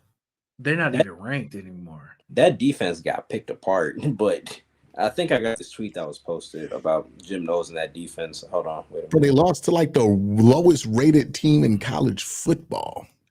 Texas and Penn State both fell out of the top 25. That is the first time that has ever happened. Didn't Florida lose the USF? Yeah, in South Florida, that hype kind of died down a little bit. Man, they ain't even good. Yeah, but this is a tweet that was said about Penn State. Penn State boards are saying that Jim Knowles' defense is too complex. Guys aren't playing fast because it's paralysis by analysis. Ohio State fans told them this would be the case in year one. Even Sonny Saleh said this week wearing the green dot and Knowles' defense is stressful. I mean, that was obvious. They thought it was going to be an upgrade going from whoever was at their D coordinator to Knowles. I'm like, you don't got Caleb Downs over there, so have fun. Meanwhile, the Ohio State defense is like easily the best defense in college football right now. Easily the best, like easily. Penn State is like when a wrestler you like start feuding with the commentary team, you're like, oh, this ain't going nowhere. Like it's just they're just like it's like you remember Kane with the mask off. Mm-hmm. It's like that's who Penn State is. It's like, oh, it should be a monster, but the aura's gone. Like you don't fear him. And like even if Kane got a belt, you know Kane dropping that bitch, right? Like Kane ain't getting to WrestleMania with the championship. He losing that shit at Unforgiven. Like that's how you feel about Penn State. Every time Penn State got like a top 5 ranking, you like, bro, they about to drop that shit. Like they only got that so they could lose it to John Cena, aka Ohio State. Like that is the perpetual purpose of fucking Penn State is to be 2010s Kane, like just there to take a big loss when you need him to take a big loss. Never really a threat to doing. When the last time you've been legitimately afraid Penn State was going to do shit? Even when they were in the fucking playoff last year, like, nah, they're going to fuck this up. Weren't they they were ranked number 2, right? They were ranked number 2 to start the year, I think. I knew that was bullshit as soon as I saw it. Right, this week they were number 4. They dropped out the top 25 completely. Yes, this is more about how little they think of UCLA. Like, my God. Ooh. By the way, the same feeling I get when I watch Penn State, that's how I feel about watching the Jaguars right now. I know this ain't gonna last. They feel way too good up there. Okay. Like, they beat the Chiefs. I saw all them JP tweets, and I'm like, JP tweet like a man who know this don't last forever. Okay. We was just talking to JP in the space. I was just like, oh, you came back to the hood? Good for you, bro. Appreciate that. He was on my channel the other week, man. JP out here still doing visits, you know, still you know, visited us po folk down in the hood, you know. He told me he not gonna switch and be on the agent side in at the Senior Bowl. We'll see. We'll see. We're gonna see JP out there on the field. I'm like, oh, what happened? What happened to the bleachers got the best seat? Used to be a real one. Like, then you switched up on us. Oh, man. All right. Nah, I don't think JP gonna get like that. He's just joking, by the way. I don't want anybody to think we actually think JP gonna be like that. Let's get to the next super chat. All right. All right, next one is from Ray Rags. I've seen Flacco didn't request a trade. The Bengals called Sunday. The Browns called Joe's agent. He told them he was comfortable staying in Cleveland, but wouldn't say not to a starting job. No to a starting job. Yeah, I think the Browns were like, let's do you a favor. You're not going to start for the rest of the year, so you might as well go somewhere you can play. And I know people are like, well, what if this kick starts the Bengals? I don't think the Browns give a fuck. No, they don't care. They got a 5th round pick for Joe Flacco. They don't care. They don't. It's not going to kickstart the Bengals because the Bengals aren't good. That team stinks. They don't care, bro. We're going to have a hard time winning with Joe Burrow. Like, that's just, they were going to have a hard time winning with Joe Burrow. You know? That run game, Zach Taylor, that's a team that is, look, if I'm them, the best thing that can happen for the Cincinnati Bengals is that they lose a bunch of games this season because then they'll get Zach Taylor fired and Caleb Downs fired. Honest to God, I mean, like Caleb Downs to Cincinnati. Now, honest to God, if you are a Browns fan, you better hope this trade help out Cincinnati, get them to 8-8. Okay, like you don't want somebody with sense out there coaching Joe Burrow or Jamar Chase. Bet they get Joe Brady. You get Joe Brady and Caleb Downs. Now that's a fucking problem. Okay. Like Cincinnati is currently constructed. They're fun. They're not a problem. Like, we feel like we get a quarterback, we can overwhelm them. Like we got Miles. That's a problem for them. We can beat them. They get a real coach. That's a problem. That's a problem. Right. They get another defensive star. Ooh, that's a problem. Okay, like fuck around, let them get Cardell Tate. Like, nah. Okay? Like, no. Absolutely good on that. They need to go 8-8. So if Joe Flacco get them to 8-9 or whatever it is, y'all need to be happy about that. I'm just telling y'all, right? I know Browns fans gonna do the, oh man, we traded a good quarterback, this is miserable thing, and start fucking feeling sorry for themselves. But I'm telling you right now, the best thing to happen is this works out for the Cincinnati Bengals. Like, that is the absolute best case scenario for you. Because if them jokers somehow get the number 1 overall pick, they not trading that bitch to us. Okay? Like, nothing good happens from Cincinnati being terrible this year for the Browns. Even though it would be fun to make fun of some of these people on your timeline, right? I know y'all got some friends here y'all want to make fun of that are Cincinnati Bengals fans, but I promise you the victory lap won't be worth it in the long run. Like, all right, next one is from Cam's Cut-Ups. He said that Gabriel screen pass was maddening. I can't remember which one it was. He was pretty good on the screen passes. He missed one, but that was because they got blown up. This is from Dragon the Abandoner. Florio and Mary Kay talked about this in August. Florio believed Joe would get traded before the deadline. Watson was close to being activated. We out here making Mike Florio right. Like this is too nerve-wracking for me. Yeah, it's too much going on, bro. It's too much going on. But to be fair, Mike Florio guesses the same shit for every team and then like takes credit when like one of those hits. Like I bet he said this about like 8 different teams. Like, you know how he was like, oh, Quinshawn's going to go back to college? Mm-hmm. And he said the same thing about Shamar Stewart. Like he just throws these things out here just so he can hit on one. He's a volume better.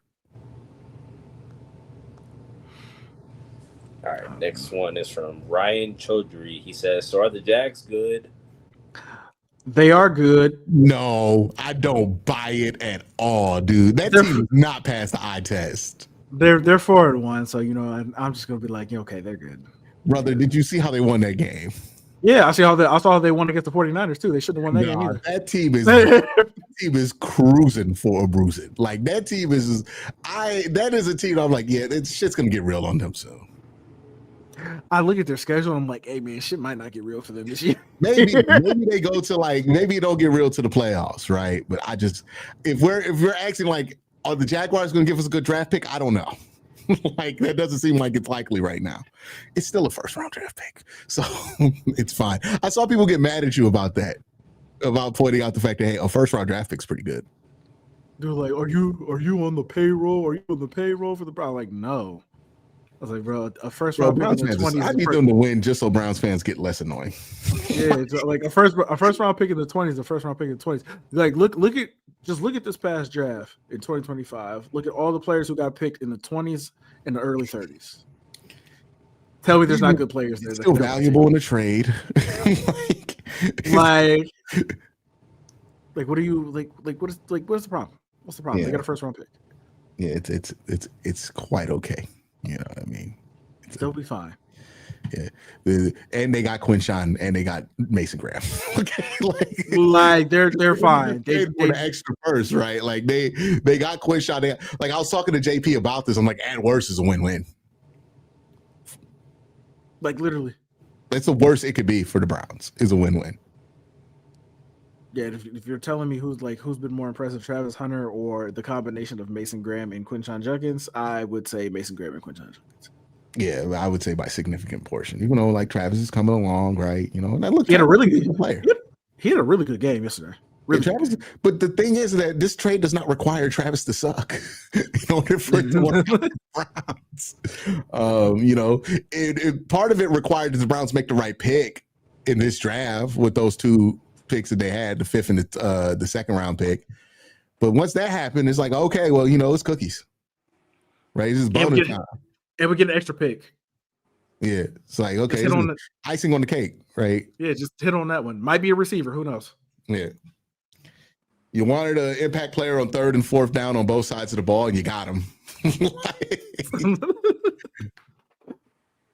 And with the similar cap impact, because their defensive tackle and running backs are probably combined not going to make as much money as Travis Hunter. So Mason might make a ton of money. I ain't gonna lie to you. We will find out. We will find out. In 5 years, when people finally get over the fact that you know he is not Hawaiian, then The number might be ridiculous. I ain't gonna hold you. But yeah, let's get to the next question, man. All right. Next one is from Ray Rags again. Also, can we talk about that was the worst broadcast I ever seen when it came to showing us penalties to see them afterwards? I see the NFL said don't show the refs messing up on the league's network. NFL network ain't really all that great. It's quite possible that they didn't have coverage. Like they got the guys from Fox to cover the games. Like Kenny Albert and Jonathan Vilma were calling the games. They got Jonathan Vilma. And like, no disrespect to Jonathan Vilma. But if I were to do a power ranking list of color commentaries in the NFL, no doubt he's at the bottom. Even below Mark Sanchez, who tried to kill a guy. Okay. This weekend. In a batshit insane story. Dude, it's just the most insane. Like it went from, oh my God, what happened to Mark? 69-year-old man. Yeah, it was, oh my God, what happened to Mark Sanchez? To, oh my God, what's wrong with Mark Sanchez? What happened to Mark Sanchez? So like, what the fuck? What is this dude on? What the fuck wrong with him? This man out here emptying oil. He's 60-something years old, and you charging at him? And then you get stabbed and like, was he in LA? Where was he at? He was in Indianapolis because he was supposed to be calling a game that Sunday, and for some reason he got stabbed by some guy in Indianapolis. I'm like, what are you doing out in Indianapolis at that time of night? This sound like a plot to a Netflix show or something like that. Like, you know, when the main character on the next show just starts doing some dark shit for no reason. Like, all right, I guess this is the mid-season twist. Like, Mark is crazy. Like, that's some shit you would, I don't know. I got to watch Succession, but it just feels like something that would happen on that show. Like, you've never watched Succession? Nah, I missed it. The whole thing. Oh, God. The wrong people on my timeline were tweeting about it. That doesn't go to the next super chat. I'm not doing it. I'm not doing it. He's all the time. I got him this time. Made him false start. This is from Useless Bread. Please, DG, make it so we don't have to consider it. I'm talking about that man redacted. Deshaun? I'm about to say, you better hope Shador. Okay, like that's the last line of defense. Like, honest to God, what's going to keep him off the field is health. I don't think there's a level of play you're going to see that's going to put Deshaun back on the field. But health is going to keep him off the field. It is going to be what puts him on the field. If everybody gets hurt, then you got to fucking play him. All right. Deshaun sounds like the week 18 starter to me. Deshaun versus Joe Flacco. Who the fuck had that one? Ooh, man, that's going to be a funny game. That is going to be a funny game. Joe Flacco going to go off for 400. That's the kind of point. Yeah. This is just a proof point. Baker, you didn't even know him. I know how they do, y'all. Okay. Wait, the Cavs play today? I did not know that. Yeah, they're preseason, man. Get ready for the ball era. Get ready for the championship Cavs. Oh, they playing on Peacock. Yeah, Cope, I was so mad at that fucking defense, dog. And then somebody, I forget who it was, but it was somebody in my chat that was like, dog, Quincy, you have to understand that the offense and all this. I was like, I was not trying. It to me felt like, you ever watch the Lakers lose?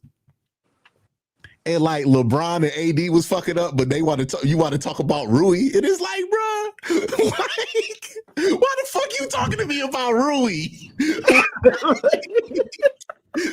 That's how I felt. Again, it's not the same thing, but I understand where you were coming from. I was like, putting it in like because I don't want to be mad at Ruie. Putting it in the Lakers perspective, I'm like, I understand where you're coming from. But if Ruie got to get more than 2 points in the fourth quarter, yeah, but what the fuck, man? Like, but if Ruie go 0 for 8 in the fourth, I'm gonna be a little upset at Ruie. Fair enough.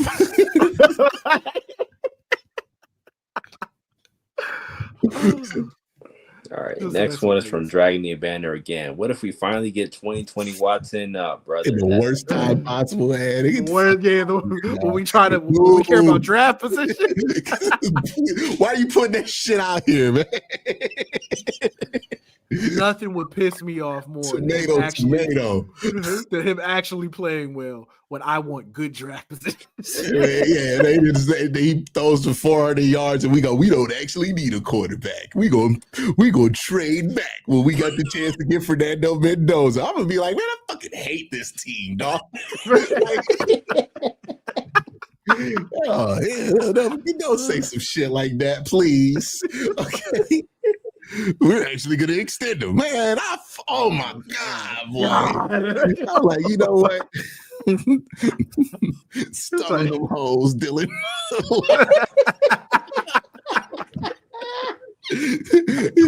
I'll be like, fuck it. I'm a Baker fan. Somebody clip everything that happened. But as soon as he said, stop them hoes, Dylan. All right. This is from AubiMan001. Over under 1.5. This starting O-line still starting next year. I mean, 1.5 players. Yeah, that's what he meant. Probably Dewan, I guess. Everyone else is gone. Nah, I think I think you done with Dewan. Yeah, you done with that. You done with that. I think Andrew Berry's going to have to sit down with Kevin and be like, hey, brother. It's over. Okay. 2020 is over. Okay. We got to let it go. You know what I think the best thing for Kevin Stefanski would be for him if he got fired? Is that he gets the fuck away from this dream of the 2020 Browns offensive line. Like, he is so addicted to it, bro. He is so addicted to it. He just needs to go. He needs to consider that it's not going to happen. Yeah, but it's not going to happen. But as far as the super chat, over under 1.5, the starting O-line still starts next year. I'd take the under. I would say Jack's probably going to be back because tackle play is really hard to find, and he's still decent. He's just not healthy. And he'll be cheap. You probably got to bring back Wyatt if he's cheap enough. I don't know if they bring back Wyatt, bro. You can wash out everybody else, though. Everybody else, you can. I mean, Joe's going to retire, left tackle. You got to bring back somebody. You got to bring in multiple tackles in the offseason. And then guard with center. You got the center on the roster, hopefully. Yeah, I want to see Luke with what is it, Whippler or Whippler? I never know. Whippler. It's Whippler. Is Whippler? Okay. Yes, Whippler. He needs to start. He needs to play games at some point here. Like, he needs to be playing in games. He be out there doing the most on the sideline. You ever see him? He be in the front. He be doing like the little jumps and shit. And I'm like, he about to play? Like, he just staying warm. He knows his time is coming though. That was the same shit where I'm like, oh, they must have told Dylan he could come in at any moment because he went from like having the hat on the sideline and, carrying the thing to helmet on, doing jumps and shit, like warming up constantly. I'm like, oh, they must have told him his time's coming. Like, yeah, I need to see Luke snapping the ball because it's that time. All right, let's see what he can do with 4. Next super chat, please. Ray Rack said he cooked us for 300 yards in 2022, and we're still out here chasing the Zap Man one game match. That's the same thing the Bengals are doing, dog. They like, hey, he did get 278 on us.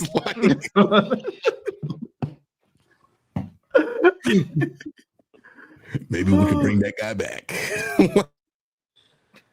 All right. Cam's cut ups. He says, am I wrong, or would Mendoza / Moore have cooked Minnesota? All right, I don't want to do this. I don't know. I don't want to do this. I don't want to do this. I don't want to do this to either of them. They're good prospects. You know what I mean? All right, this is from Ray Rags. We got 3 Corey guys in this draft. That's a pretty good amount. Just wait till the Ty Simpson agenda starts. Oh yeah, he ain't even on the tie, but he's getting there. Oh, he's getting there. I can see Corey flirting with the Ty Simpson agenda. He saw that whole shot at cover 2. He can't ignore some shit like that. All right, this is from Ray Rags. Q is some of them hoes Curtis version of the BBB curse from AFC North Talk. I don't know. It's completely different because Curtis didn't even like. I would be real with you. It's just an extension of the hoodie curse. Like, it's the fact that he did the hoodie curse. He saw what that curse did and then decided to double down on it by then expressing support for Geno Smith. It was like, why did you do this? Why? You're the reason that man is. I said it, by the way, before the game even happened. I told Curtis he was ridiculous for this. Okay. Did I not? Before that game kicked off, I was like, this is ridiculous that you did this. And then I tweeted him afterwards, look what you did. Okay. Look what you done did to the boy. Like, let's get to the next one. I don't own up to it. Anyway, Ray Rag says, look, I hate Michigan so much. I hate every player who's ever played there, but I'm not blind to good players. Mason dominated Ohio State for 2 years and swooping right now as a rookie. Stop it. Hey man, don't nobody remember a Michigan player that's good quite like Ohio State fans. You know, my dad's still mad about Tim Bianca-Batuka. Seriously? Yeah, he's like, man, that 95 Buckeyes team was the greatest team I ever seen. And Tim fucking Bianca-Batuka. No, but Mason was fucking rying. Yeah. State that year, dog. Ryan, Ohio State, bro. If there's one fan base that should not be questioning Mason Graham, it is certainly the one that has the most overlap with the University of Ohio State. To be real with you, though, it's not Browns fans or anybody like. No, they seen it. The team. They were like, no, he's good. He's good. No, he's better than his running mate Kenneth Grant so far. Dude, yeah, if you want to say anybody is bad. Can I go off on this? But like watching them side by side, it was so obvious that one was way better than the other. And then I had to hear people say he lived off Kenneth Grant. And I'm like, boy, what the fuck did you like? I really want to know what people watched that said that. Like, I don't think they watched. It was obvious.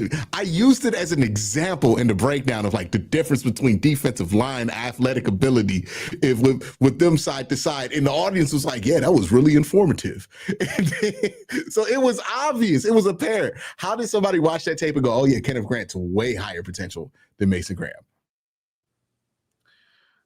I don't really have an answer for you, to be honest. What makes it even more frustrating is that even people who like to dig into like datas and like pressure rates and all this and all this other stuff, like Mason's data was so much better than Kenneth's too. And I'm just like, I don't know how from any angle that's how we got here that Kenneth Grant was going to be better. Like I don't understand. That's crazy. I didn't think it was that bad for defensive tackles, man. Like, let's get to the next one. All right, next one is from Autistic Kid. He said, people hate Mason because he looks like an offensive lineman, racially motivated, and he's a reminder of our lack of one. Mason's too good for this. You saying people want Mason to play tackle? Is Mason the example of Corey's point? He might be, honestly. 20 years ago, that kid's a tackle. Oh man! They say we're not funneling them anymore the way that we should be funneling them. Somebody gotta get the bag at tackle. That's gonna be what fixes it.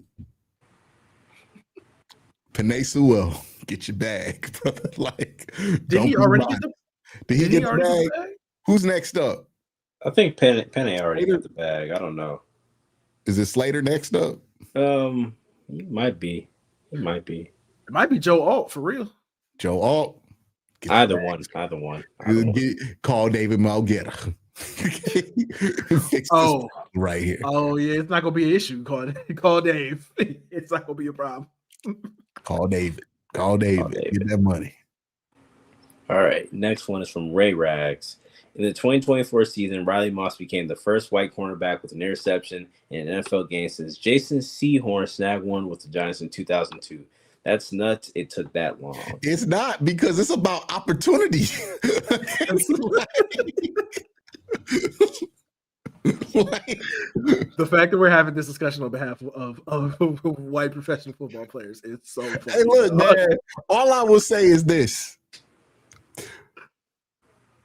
it don't be the brothers be starting them dudes. Okay,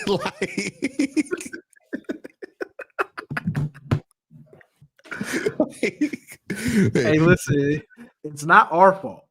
Hey, look. We understand what he going through right now. We just hope he don't take it too far. We over here like, no, he can play. Let him play. It should be a lesson on how racism is bad for everybody, but how nobody benefits from a racist system. Yeah, that should be the message, that even if you are the race that is preferred in the racist system, that it can come back to still bite you in the ass and hurt you. But no, that will not be the takeaway. It just turned it into, and this is happening in the regular world, and now we got a problem. Let's get to the next one. All right, next one is from Useless Bread. He says, what I will say is whenever the Browns defense embarrasses themselves, they usually take out the next team. I hope that trend continues. They better. Aaron Rodgers better be hitting that ground all fucking day. Okay. Myles Garrett, I need 10. Okay. 10 pressures, 3 sacks. You have some ground to make up on because you got blank too the week before. Nah, not acceptable. All right. Pride shown today on Sunday. All right. Next one is from Ray Rags again, because I think we saw the first one. It's so much fun to see the Browns bullshit out to the Jags, but in a positive direction. I fucking hate it, man. It will come back, y'all. Do you think the Jaguars are going to have the season of magic? I don't think they're going to have the season of magic. Here's what I know. Mason Graham and Quinshon Judkins did not end up bad enough for this to go completely against Cleveland. It's just infuriating that, of course, when we have their first round pick, this is the year the Jags are gonna be. Oh man, it's just like, of course, this is the year where this happens. I think this is going to be I think this is kind of reminding me of 2023. I think we're going to set ourselves up for a little LOL Jaguars at the end of the season, but we'll see. We will definitely see. We will definitely see. All right. Next one is from Ray Rags again. Cue that play where KT and David told each other who was blocking who, and KT just didn't block his guy at all. It was hilarious. Like, what are you doing? You point at him. Hey, no. I saw that video on my timeline. I was crying. I showed that shit to B-Jax. We got a video coming out where we look at it. He didn't have an answer either. I was hoping he had an answer for what the fuck happened. I was like, hey, man, can you explain this? He was like, no, this is crazy. He was like, hey, I'm blocking him. Max protect. I'm blocking him. Cool, I'm blocking him. Ball snap. No, he did block nobody. Yeah, nobody. Oh, there's no explanation for this, man. And you know what's like crazy thing? As bad as KT is as a pass protector, he's actually good as a run blocker. And it's like making me wonder, hey, dog, do we just got to rotate these tackles on first, second, and third now? No, bro. I told you what needs to happen last week, bro. I told you what needs to happen last week, dog. What? We move. I'm telling you, next year, we kicking him inside the guard. Yeah, we can kick him inside the guard next year. But for now, we might have to run that 2-tackle system. It might just have to be we splitting reps at tackle. It's that kind of year, dog. We're gonna have to do some wacky shit to get on by. Yeah, like I'm just when you move him to guard, it's gonna be all right. Everybody gonna be okay. Everybody gonna be okay when we move him to guard. He basically gonna be like Wyatt Teller. Because Wyatt Teller, I was talking about this too. Wyatt Teller has gone from being like like one of the worst pass protectors on the 2020 offensive line to having to be the best. And that's why we're noticing it so much. Like, he's always been bad at pass protection, but now we're noticing it. Yeah, once you kick KT in, to the interior. The pass protection stuff's not going to be as big of a deal. It's not going to be as big of a deal. Let's get the next super chat out. All right. Ray Rax, this is about Penn State. They went from third to unranked in 2 weeks. They suck. Thank you, Jim Knowles, for chasing the bag. Ohio State's D is so much better now after he left, even after losing 7 stars, including the whole D line. Why did they think Knowles was going to be the thing that changed it? I don't know either. It's just like, was the defense the problem at Penn State? No, it wasn't. I mean, the offense has been the problem for the past year or so, but they decided, you know what, let's go after Jim Knowles and his complex defense. And Penn State fans were saying, no, this is a home run hire. And I'm like, no, it ain't. You know what they should have done? They should have gotten that portal and either called Mensa or Mendoza and sent Drew Aller ass to Miami. Right? Like, go get the bag in Miami, son. No, but Curtis, did you skip the Cam's cut up one? The Cam's cut up one, I think y'all talked about it before, about the am I wrong or would Mendoza have cooked Minnesota thing? The Drew, the one about Drew. No, we didn't. Is he talking about Minnesota, like the University of Minnesota that Ohio State played, or is he talking about Minnesota Vikings? I think Minnesota Vikings. Minnesota Vikings. Ain't no way he's saying somebody gonna come from college and just like immediately cook an NFL team. That's kind of crazy. Yeah, that's kind of wild. This is from Forceman47. You think AB will get Flores if Kevin gets axed? I have a Brian Flores take that a lot of people might not agree with. He might not get a coaching job. It's not because he isn't good, because he is good. It's because he got that lawsuit that's still hanging over his head. That's why. Yeah. That's why. Let me tell you something. Jimmy has don't give a fuck about no lawsuits. I was just about to say that too. I was like, if there's one owner who don't give a fuck about that, it'll be Jimmy. Did they find you guilty? No. Come on, play for us. But the lawsuit is against, like, he's suing the NFL. That's the thing, because of the whole. Jimmy is delusional enough to think that'll be him. He sued the NFL. I don't think Brian Flores would be like running to take this job. Like, the Browns have a reputation for tanking, and that's exactly what he was suing the league about, right? Yeah. I forgot about that. I forgot about that. Yeah. I don't think he takes this job, y'all. He's gonna take that Baltimore job when that opens up. And I'm gonna be honest, not the year to look for a coach if you could avoid it, because I think some good jobs are gonna open up. Cincinnati, everybody's taking that job before Cleveland. Baltimore, sprinting to that job to stay away from Cleveland. Like, what? Like, if that job looked like it's about to open up. Okay. Yeah. Like, they are frustrated over there. So yeah, there's some good jobs about to open up. So if you think the Browns are going to be at the top of the pecking list, you know, you better have your eyes set on names like Kellen Moore, right? Like that's the class of name that you would attract if you were to move on right now. Everybody thinking we gonna get the hot guy, or we gonna get Brian Flores, we gonna get Joe Brady. No, the fuck you not. Okay? Like, there are better jobs opening up than Cleveland's.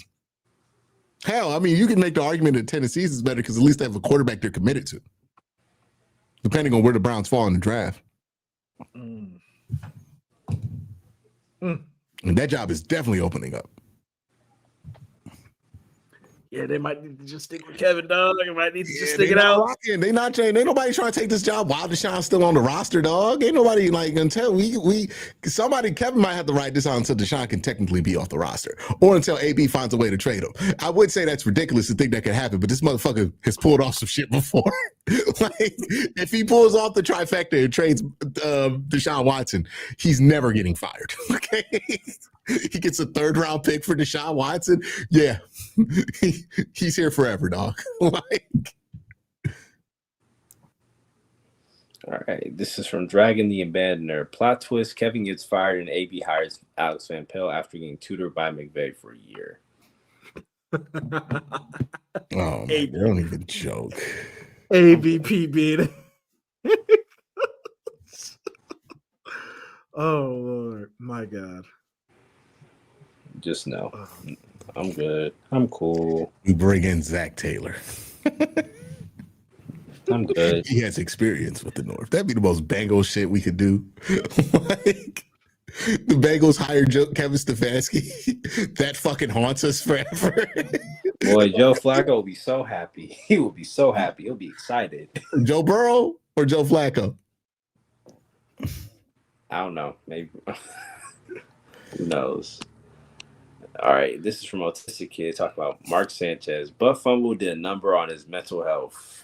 Hey man, calling that man butt fumble his whole adult life. That's going. It's probably didn't have the greatest effect on him. You might have made him snap, bro. It might have made him snap for real. He might have been back there like, hey, is that butt fumble? What the fuck did you say to me? Did you go Bro, you trying to kill him. You think he was under regular control? Like, do you think he confronted him normal? No, he hit him with straight Roy rage. Roy rage. He said, he grabbed him. Bro, you know how much you got to be doing to make a 70-year-old man stab you? Stab you to the point where you in critical condition. Yeah, I mean, you got close. Because it ain't like he got the closing speed, dog. Like, it's like that is insane, bro. He diced him up, dog. He wasn't ready for it. It's crazy. Diced him up is crazy. I mean, isn't that an accurate description? I didn't say it wasn't, but it's still crazy. Woo. All right, next one is from ForceMan47. Crazy how we could have taken Membo or Ted if AB didn't listen to Schwartz and took Kobe Turner instead of Ika in 2023 doing the he's Polynesian. Let's ride.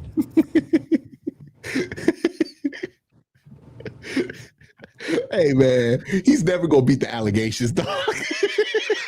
I'm telling you, bro. I'm telling you, racism is bad. It's bad, dog. Racism is never good, man. It's bad, man. It's bad. It doesn't help nobody. It don't help nobody. It don't help nobody.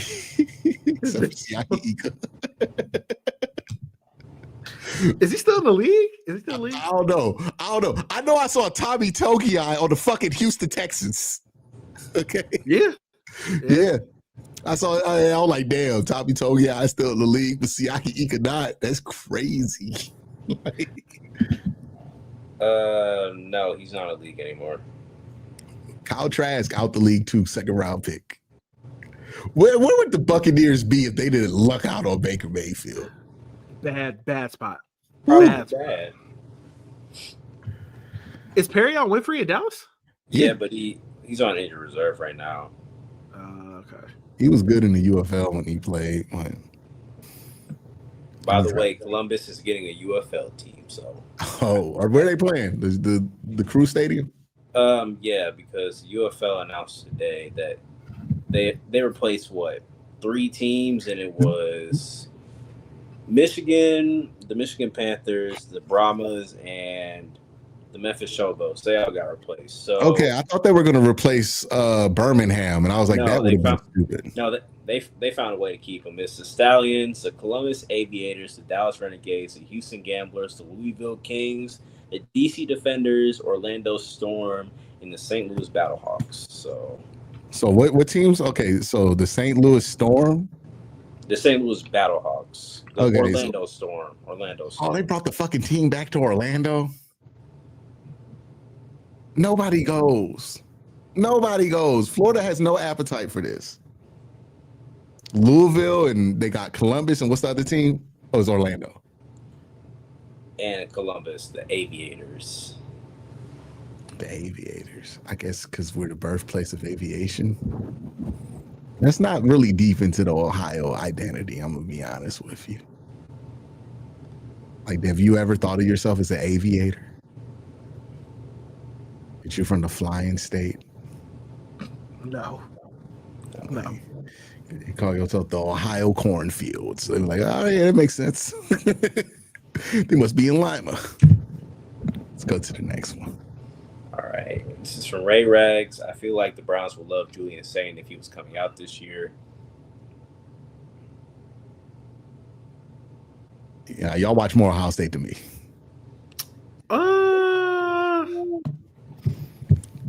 I don't even want to say nothing. And I say something, and it's not positive. I don't even know if I had anything. Like, I haven't watched Ohio State like full game this year. Have you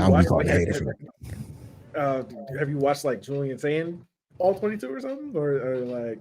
No, I mean like, he's not coming out this year. It's not my focus. Okay. Yeah, it's been Mendoza. It's been a lot of South Carolina, and then I've been sneaking in my guys that I like here and there. I got to watch some Alabama. I haven't sat down and watched Alabama yet either. Yeah, I think I might be I think I might end up being a Ty Simpson guy. The closer we get to this. Hey man, I just want to get to the draft and be like, hey, there's a quarterback we feel good about. Let's take him. like, honest to God, you know what I mean? We can worry about where Dylan's place and all of this is later, or Shador's place and all of this is later. All right, this is from Ray Rags again. The last two are from Ray Rags. If we fire Kevin, he goes to the Bengals. There's no way we do a Paul Brown 2.0, man. Please, that's how it go. You imagine that we got to deal with Baker being good somewhere else already, and then Kevin goes somewhere and be good, and now like all sides of that trade are just furious at each other. And the one common denominator is that Deshaun Watson ass still on the fucking team. If Kevin went somewhere with a real quarterback, he'd probably be really good over there. I just know it's gonna happen too. Yeah. I know it's gonna happen. And I'm like, I don't even want to do the victory lap, man. That shit not good for us. Hopefully they can turn it around and win some games here down the stretch so we can stop fucking hoping that entertaining if that happens or not. And hopefully Kevin demonstrates that he in no way needs to be fired at any time soon. You know what I mean? It's up to him too. Hold on. Bruce Arians said that Bruce Arians on Pat McAfee talking about Kevin Stefanski. I don't know how he's kept his job this long. Oh, they out for him. I ain't gonna lie, they out for him. He got to win soon, dog. Like it's coming for him. Like the media apparatus to put pressure on firing the coach, it's out for him because of the whole like Shador thing. People have already been negative on him. It's if he don't win some games soon, they out for him, dog.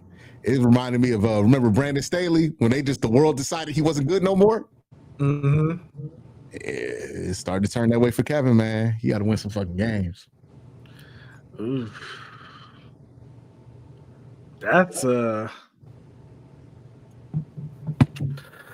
keep in mind, that's not good. Bruce Arians did want this job. He did. He did. He did. He really did. He might not be the most like objective arbiter of information there, but yeah, I mean it's coming out for him. If Bruce Arians wanted to coach the Browns, would you hire him? Nah, man. No, I'm good. No, that man heart. It'd be like, didn't he have to retire because of his heart?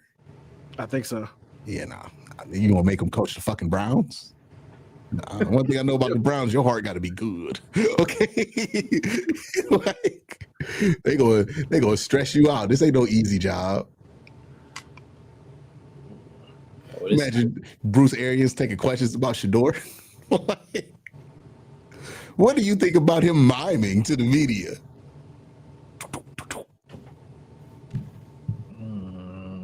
All right, next one is from Ray Rags. Last one. Arizona Cardinals OC Drew Petzing on the critical third and 8 run play call during the final offensive series. I don't love the call. You're the play caller, sir. What do you mean? We're all looking for the guy who did this. Nah, I'd fire you immediately after that. If you say that I don't love the call, you called the call. Kyler, is he trying to say Kyler checked into it? Did it look like Kyler checked into it? Because most of the time you run the ball on 3rd and 8, somebody checked into it. Because that happened with Joe Flacco in Cincinnati. He checked into a fucking run on 3rd and 9. That's we'll see. Yeah, I got to look at it, but I think there's a chance there that Kyler checked into it, and that's what he's referring to. But he can't just say Kyler fucked me. But yeah, something happened there.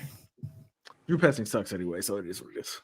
Kevin Stefanski disciple, man. Not a great thing. Not a great look. Not a great look. Not a great look. You got to say that about Drew.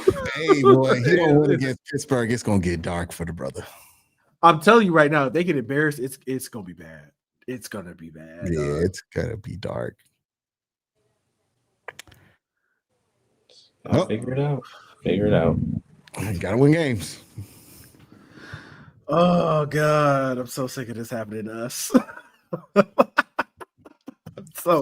What if Kevin Stefanski somehow ends up in Tampa Bay? And they cook. Him and Baker bury the hatchet. Yeah, they do handshakes before the game, and then they come to Cleveland next year and beat the shit out of us. I'm like, I hate this. Why was I born here?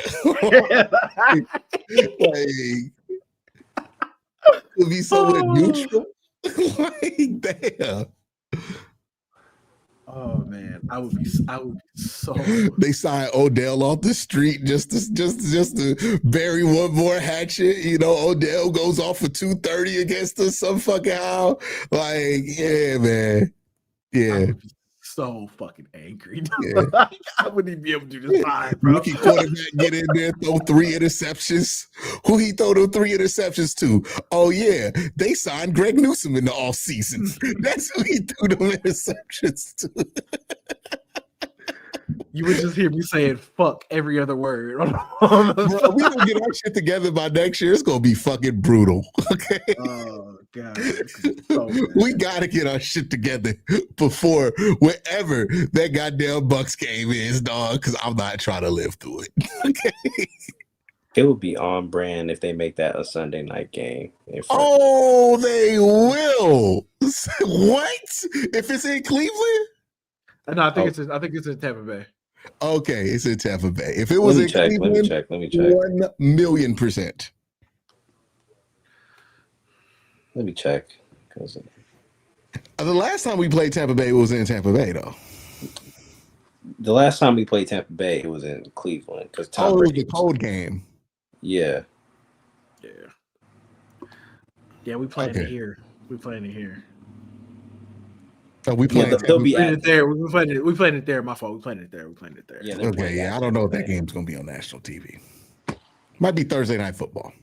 No, it'll be national. It'll be a Sunday night game. It ain't gonna be Sunday night. In Cleveland, it will be Sunday night. Oh, definitely. In Cleveland. The return. Yeah. But in Tampa Bay, it's not really a return. It's just a revenge game. Make that shit Thursday night football. Save the Sunday night for when Baker come back into the dog pound. Start he back to doing the Baker shit, by the way. You seen it? Yeah, he doing the Baker shit again. Yeah, he's holding his nuts again. He's calling out fans in the stands. He feeling good right now. Okay. Yeah, he doing the Baker. He's doing the Baker shit. He back to having that good old chip on his shoulder. Oh man, I'm so fucking mad. Yeah, he not gonna be humble or nothing. He gonna be like, yeah, I remember how y'all did me when we played against each other in Carolina. Okay, I remember what y'all did to me in that last reunion. He been thinking about that shit for 5 years, man. Like, good Lord. No, we got one more. We got 2 more. Damn. Dragging the Abandoner. Arians was like a father figure to Freddie Kitchens. Well, Freddie Kitchens is in North Carolina, and that is going disastrous. I will say this: I don't want any coach that had their heyday in the fucking 2000s anymore. No more. We're done with that era of coaches. They're washed. They're We all done with washed. the 2000s. We done with the 2000s? 2000s, We bro. done with the No more, 2000s? no more 2000 genius coaches. I'm fucking over it. Like, I'm hearing Browns fans say they want John Gruden. yeah, man. No, they going to the fucking 90s. Like, I'm over the fucking nostalgia with these coaches. I'm done with it. No more. If you were hot when fucking Madden on PS3 was out, I don't want you. Like, I'm good. No PS2 Madden coaches, no PS3 Madden coaches. Don't ask me about bringing in no damn Bill Belichick. No, we gonna do this. We gonna go new.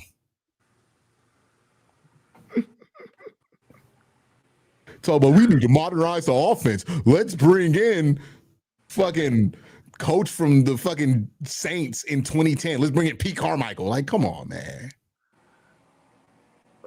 They want someone like John Gruden. People say we need a coach that yells. We need a gets us guy. I'm like, oh my god, I hate it. Hey, look, man. Look, I don't think Brian Flores will take the job, but you know he got all that Dan Campbell energy. Okay, like all that Dan Campbell energy. Oh, Lord. So it was like we should be firing Kevin Stefanski and put Jim Schwartz in charge. I'm like, did we not see what happened the last time Jim Schwartz was the head coach? You know who I think they would call? I don't know if people would like it, but you know who I think? You know who I think they would call? Robert Saleh. Yes. I mean, No retreads, man. I'm so fucking over the retread. No retread. No. Just I'd rather not know who the fuck it is. Okay. Like, I think they would call Saleh. bro, I don't want it. This is not a good year to hire a coach, man. I don't disagree.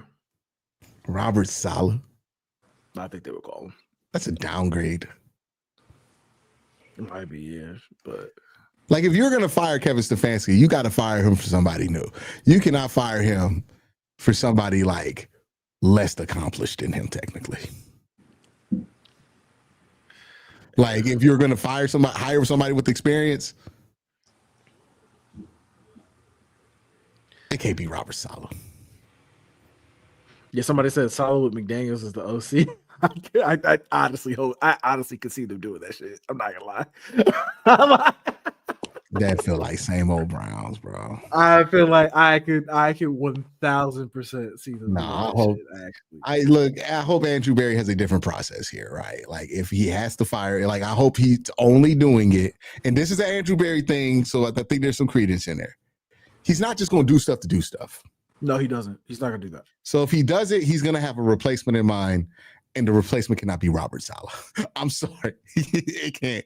It absolutely cannot be him. Like, that can't be where we go with this, right? Maybe you think Shane Steichen's incredible and he's about to get fired in Indiana or whatever the fuck. Okay, what I can live with it, but it can't be. It can't. Nah, I can't do it. someone in the chat say it should be Harbaugh. Like, we don't see that collapsing in front of everyone. Okay, it can't be Harbaugh. It can't be Harbaugh. It won't be Harbaugh. Harbaugh would never come here. Hey man, how does Harbaugh look every time he loses Lamar Jackson? Yeah, Like Harbaugh a coach about to get fired. Somebody said, "I hope AB gets fired along with Kevin." I'm gonna tell you something, brother. Do you? That man's job. That man has the most job security in the building, besides Paul DePodesta. I don't even think Paul DePodesta like actively works for the Browns anymore. Does he? people Like, hate him. People just hate him for the sake of hating him. They don't people even just have made him this boogeyman. And I'm like, I don't think he's been like day to day. Like he just kind of submits reports, like it gives suggestions. Andrew Berry is not getting fired. Yeah, but he's fine. Yeah, he's not getting fired at all. But we'll see, man. We'll see. Hopefully, I think we got some more super chats too, by the way. All right. This is from Dragon Knee Banner again. Baker breaks Miles' arm and tackle for a 3-yard first down and hands the ball to Kev. Oh God, I'd be. That's the second one. Get the fuck out of here. No more super chats from Dragon. I'd be so. Yeah, we might. You guys just stop. Yeah, we Stop. might. He got a double. Hold on. He got a double. No. No, we're He's done. done. Y'all- He's done for the day. Y'all Yeah, done? Why would you? Yeah, bring yeah, him in out he's done. He's No, for done. the day. Like enough. there? No, we can't reward this. Okay. Hobby Man says, I'm close to wanting Kev to fall back in the CEO motivator role. Him leading the offense isn't there. The creativity and design is lacking. I mean, If he can't he ain't help no offense, then he doesn't have a purpose here. You don't Yeah, want a Nick Sirianni type guy, who's just there for the sake of it. Yeah, this ain't college football. I get wanting him to do the CEO thing, but like, nah, man. Because now you're just like arguing to keep him here just to keep him here. Yeah. And it's like, hey, his whole purpose is he's supposed to help the offense have a floor. If you don't feel like he could provide that, honestly, you got to let him go. Yeah, man. Like, this is what I was getting to earlier. If the offense not doing anything for a quarter is just like something that we come to be the expectation, we need to have a different conversation here. Because that cannot be the expectation that you just if we get to the end of the season and the expectation is just this bad, it's like, hey, man. At some point, it becomes his fault. Like, and we're getting dangerously close to like, hey, man, it's kind of hard for us to blame anybody but you. Yeah, it's real. Yeah, like, especially because they've had opportunities to win games. Like, they should be 3-2 right now. They should. And they're not in large part because of the offense. And the thing that will like from a person like me that wants to keep Kevin is like Kevin used to help you win those games. Yeah. Like he was a huge part of like, hey, why our record would be flipped 2023. You know, you feel like he's part of why you were winning those close games. Now it's debatable if he's a part of the solution. I mean, it's debatable if he's the problem, but it's certain that he's not a part of the solution right now, and that's the problem. You know, yes. So a win in Pittsburgh would go a long fucking way. Yeah, he's got to prove that he can help this team win games, man. There's really no way around it. It is what it is. And if he goes somewhere else and be good, you just gonna have to find your peace with it. It's gonna hurt though. Man, I mean, like, look, we living enough through it, right? Like, and I blame the Seahawks for that too, by the way. Oh, Force Man gave us a one more. Shout out Force Man, bro. Kevin play calling hasn't scored more than 17 since December 28th, 2023. 14 games with him as play caller, then can't go over 17. I think some of that has to do with the offense just thinking in personnel. Like, there's a lot of reasons why the offense is bad. We can't act like the second half of the season was a legitimate effort by that team to win games. Right? Like, after they benched Jameis after the Chiefs game, they weren't trying to win anymore. Yeah, right. they weren't trying to win anymore. Yeah, we knew what time it was. So, like, you know, when you bring it up like that without the context, it does seem kind of jarring. But I mean, like, I mean, again, nothing's gonna help him more than winning games and scoring points now. Like, he's just got to do it. Like, if he does it now, I think people start to care less about all this shit. But you know, you can get to the end of the season, and if you finish with a decent record, people are gonna be off your back. But you can't do that. You can't find a way to win these close games. You know, if we start to see an implosion of the locker room culture, which feels like it's coming because I did not love how the defense responded in the fourth quarter of that game.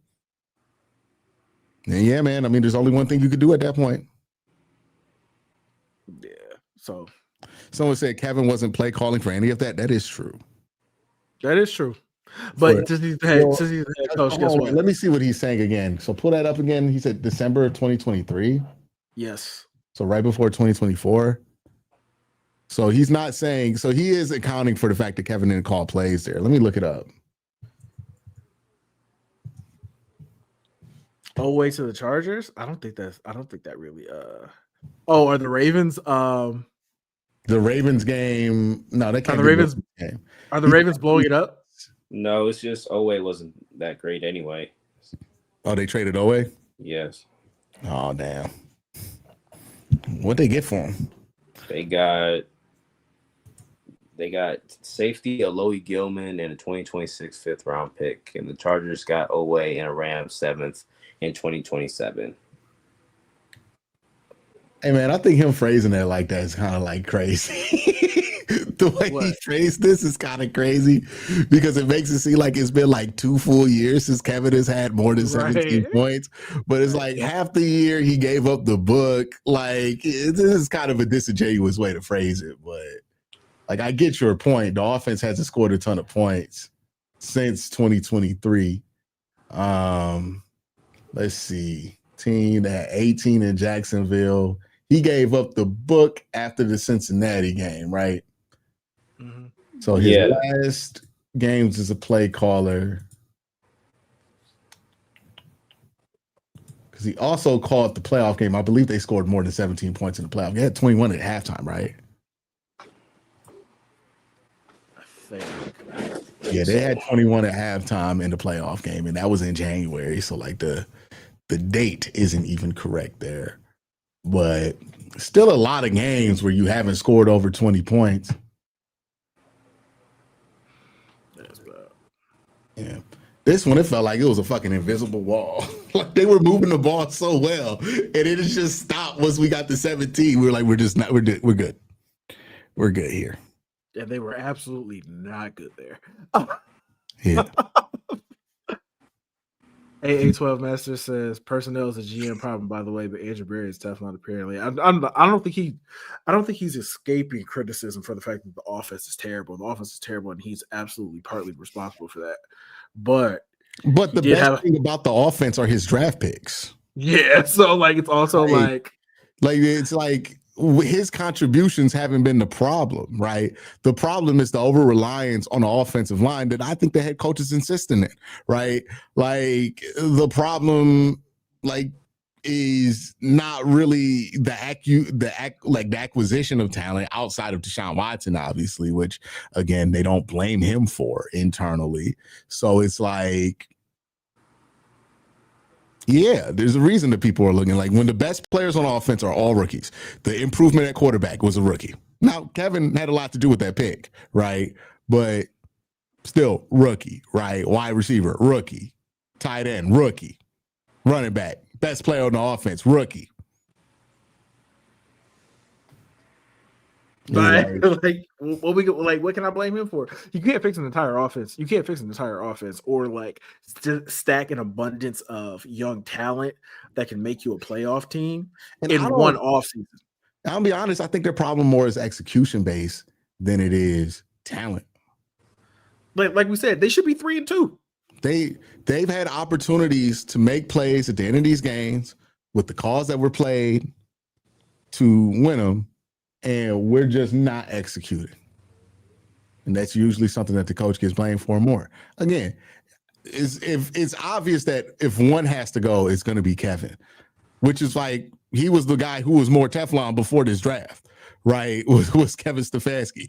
Either way, I don't want to do either of it. Okay. And I would much prefer that the team start winning games and scoring points. So we don't have to fire. We don't have to have these conversations the year it's obvious we're about to draft the quarterback. Yeah, I would much rather they start winning games. Honestly, like I said, a win in Pittsburgh would go a long fucking way. Yeah. To avoiding all of this. Like, please just win on Sunday. Somehow, some way. I think the one thing that Kevin's got to ask for is like some of these coaching hires underneath him. Like you want him to be CEO, man, he don't hire good enough. Yeah, Jim Schwartz is the only good one he's got. And even Jim Schwartz has questions. Yeah. Like, would Jim Schwartz be retained if they fired Kevin? I'm not 100% convinced. As DC? I think so, yeah. I would lean yes. Because I still think that about bringing in Robert Saleh. You think he about to like Brian Flores? Depending on who they hire, if they hire an offensive guy, then yes, he would get retained. Because I still think that unit is playing well enough and is talented enough and is performed well enough where you don't want to like mess with that too much. There are some spurts of underperformance that are starting to concern me. There are, but I think for like overall, they're still really good. Oh, do we have another super chat? Damn, we do. Stop complaining about people super chat. What's wrong with you, bro? No, bro. Never mind. Anyway, they only scored 14 in the playoff game, and Dorsey got them over 23 times last year with the same personnel. Well, Ooh, Wait, what is that? that's bad. They only scored 14. I thought they had 21. Nah, they scored 14. no.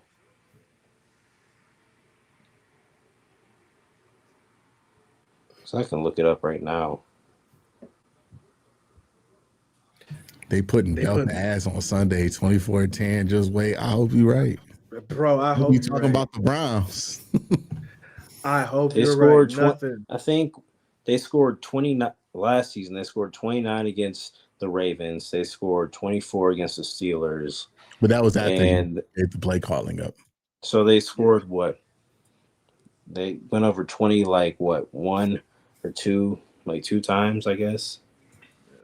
Hey man, I don't want to even be fucking doing this math. It's not good. It's unacceptable. It's unacceptable, bro. Yeah, they gotta score more points, man. It's just really the bottom line. There's no way he can continue to have the offense score this little and him not to be considered. It's really just where it is. Whether you want to keep Stefanski or not, you got to accept that. Luckily for him, he's got 12 more games to convince us otherwise. Yeah, because there's really no reason to fire him midseason. They're not going to fire. They would never fire him midseason. I don't want to say never, because we are talking about Jimmy Haslam. Nah, he wouldn't. He wouldn't. He's two-time coach of the year. He fired Hugh Jackson midseason. Well, I mean, as he should have. Hugh Jackson has less wins than Kevin has coach of the years. So, yeah, absolutely. That's why. Yeah, that's why. But I don't know, man. It's gonna be a hard thing for Jimmy Haslam to do. Is like, hey, man, this guy's won coach of the year twice. He's won 11 games here twice. You know what he's been dealing with on offense the last 4 years, and you're gonna be like, you gotta go. And it's gonna be funny because the people calling for him to get fired now, when he lands somewhere else, he got a raw deal in Cleveland. Yeah, that's gonna be the same bullshit. Just if I don't like it when it feels like, because they did the same shit to us with Baker Mayfield. Well, you got to get rid of him. And then now Baker Mayfield turns it around. Oh, look how stupid Cleveland is. The same fucking people. So, yeah, I don't know, man. I hope that they are making their determinations not based on what public pressure is saying, but what internally they feel like the answers are or are not. And if they feel like Kevin is not part of the answer, then yeah, you got to move on. But if you think he can be, he's got to start demonstrating it sooner than later. Yeah, bro. Please win some games. Please score some points. Put up 40 this week. Nothing would go a longer way than just embarrassing the Steelers. Imagine Dylan Gabriel's the first quarterback to beat Pittsburgh at Pittsburgh. In 20 years, I'd be like, you know what? That's my guy. This guy. That's my QB. I would be like, oh my God, he's like Space Jam. He took all of Geno Smith's talent. That's what happened to Geno Smith. Oh, Christopher said a super chat. Curtis, you put it on screen. Do you think the league figured out about Kevin offense and he hasn't adjusted? I mean, I don't really buy into the idea of the league figures you out. It's not that the league figures you out. You just have to be creative and adapt. I don't think his offense is that complex to figure out. I just feel stale. I think it's about being able to identify where in your offense you have the players to execute at a high level, right? And every offense has been figured out. These aren't concepts that are new, right? They were running dagger in the fucking 90s. They figured out dagger. They figured out smash, bench. These aren't really new things that you're running here. You can add wrinkles on top of them, but really it's like, hey, are you doing a good job of identifying who in your game plan can execute certain game plans to a high level? And for a long time with Kevin, that was yes, right? We would look at it and we would say, yes. The last year and a half, the answer is no. right? It doesn't feel like he utilizes Jerry Jeudy well enough. It doesn't feel like he utilizes David Njoku. Remember how you used to use David Njoku in 2023, even before Joe Flacco got here?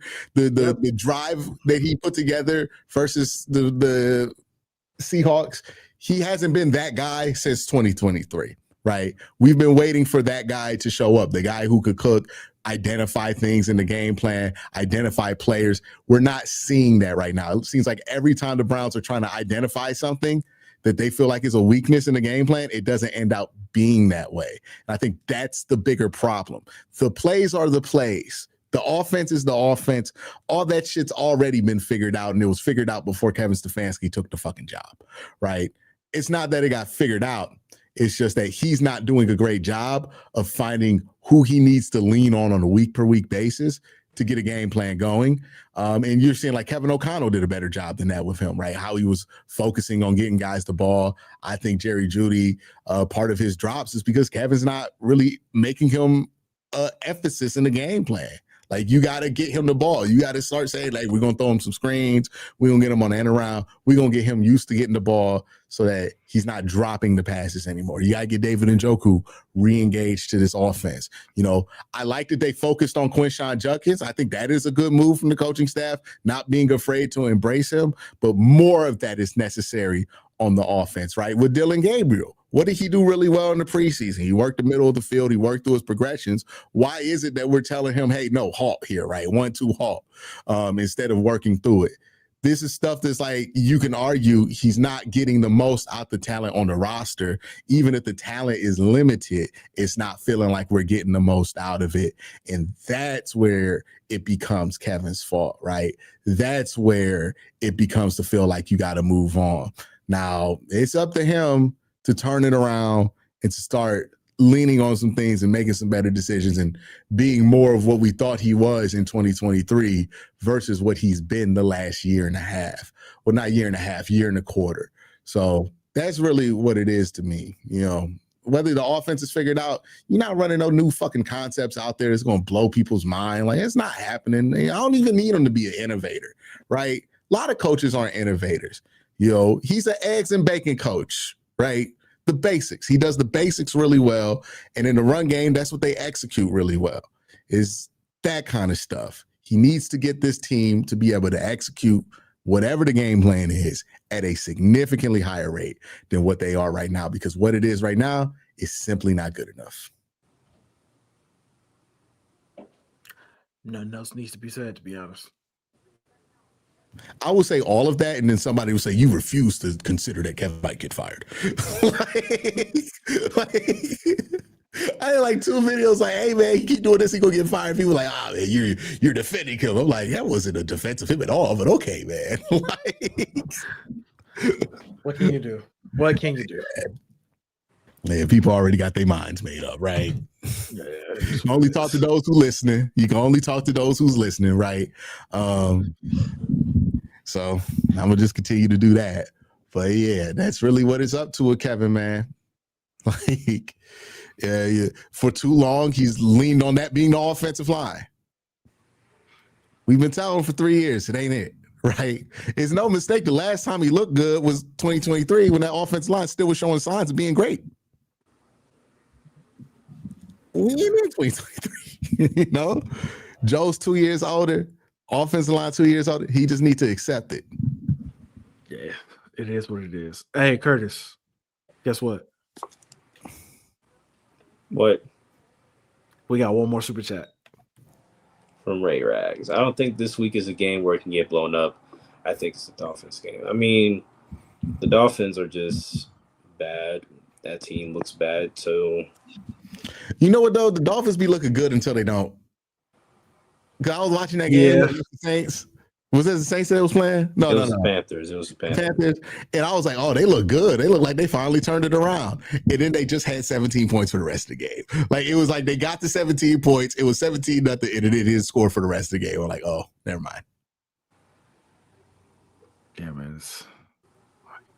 Also, is Cam Robinson going to be starting this week?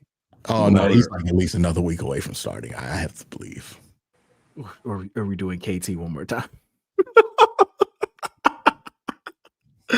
Because woo, KT, man, all his Hail problems are Marys, like, dog. Hail Marys. hey, KT do not know who he's supposed to be. Yeah, that's the thing, though. It's like I don't know how much of a difference there is between putting him in versus Cam Robinson, other than he's a better run blocker. And like as a pass blocker, they're both going to make the same mistakes. And they're like, what? Cam Robinson not really good with the bull rush. Yeah, man, it's gonna be all like I just need him to like know who he's supposed to block, please. Hey, look, if Dylan get 300 in this game, dog, I'm just gonna let y'all know he had to have been cooking. Like, he had to have been working his little ass up and down that pocket all game. Just like,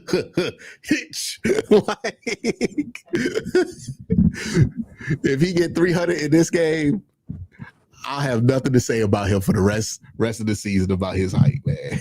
Like, which, to be fair, I didn't notice his height in this game, man. Yeah, I didn't think Dylan played bad at all. I know some people were like tough on him, but like I was like, nah, I think he did what he's supposed to. Were those the same people who want Shador to play that were really tough on Dylan? No, well, yes, but not just them. It's like, I wonder why. Yes, they were really tough on him, but those are not the only ones. And it is gonna be the cycle where like they set a really high bar for Dylan, and then like Shador does a similar thing, and they're like, no, that's actually good. And then people are gonna be mad about it. It's just gonna be the most annoying shit in the world, man, if we don't get this fucking offense to score some points. Like, please, for the love of God, offense, just score some points. I don't care who does it. If it has to be Shador, I don't care. Like, I don't care if it has to be Shador. I don't like I was about to say if it has to be Deshaun Watson, but I don't know if I'm that desperate. Like, Nothing would make me happier than one of Dylan or Shador actually being a really good starting quarterback in the NFL. no, that would be a great situation for the Browns, right? That would make me so happy. So happy if that was the case. Yeah, but they need to score. I don't even want to put a point total out there. You just need to be able to score on like 50% of your drives or something like that soon. Like, you need to feel like the offense is doing good. They were so close to fucking doing it this week too. That's the thing that pissed me off. They were so close. Just need a little bit more, man. They would have got 20 points, by the way, if we make a super long field goal, but they made it a super long field goal. It's on them. Man, it's not really on shit. They had an opportunity to score a touchdown and had to settle for a field goal. It's just like, look, Brian Flores' defense is really good, and I do think we're not being fair to the context of it, right? Like, the last 4 teams you've played have incredible defenses. That's true. That's true. Healthy. I know Baltimore's defense looks like shit right now, but the week they played us, they were healthy and they was locked in that week. Yeah, Ray Lewis was locking them in, man. Like, they need to bring him back. Okay. But Curtis. We got one more. Cole, you've been watching I can't pronounce it. Gashi Akuta. I have been watching Gashi Akuta. It is amazing. Big shout out to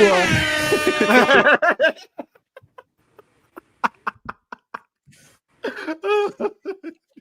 You ever want to get Q to end the show? Start bringing up anime. Yeah, that's the bell right there. You ever want me to get the fuck out of here? Start asking about One Piece. All right, time to go. I'm bored. But y'all have a great day. So someone predicted it. You damn right. Y'all have a great day. Have a better day. Shout out Ace from One Piece, man. Shout out Ace from One Piece. Shout out my guy, dog. He ain't deserve that, bro. He ain't deserve that. Shout out to him. He absolutely deserved that. Okay. Insane. Yeah. Insane. Yeah. And if you super chat about anime again, I ain't reading it. Okay. But big shout out to everybody. Y'all have a great day. Have an even better rest of your week. Watch the clips on the YouTube channel. Peace.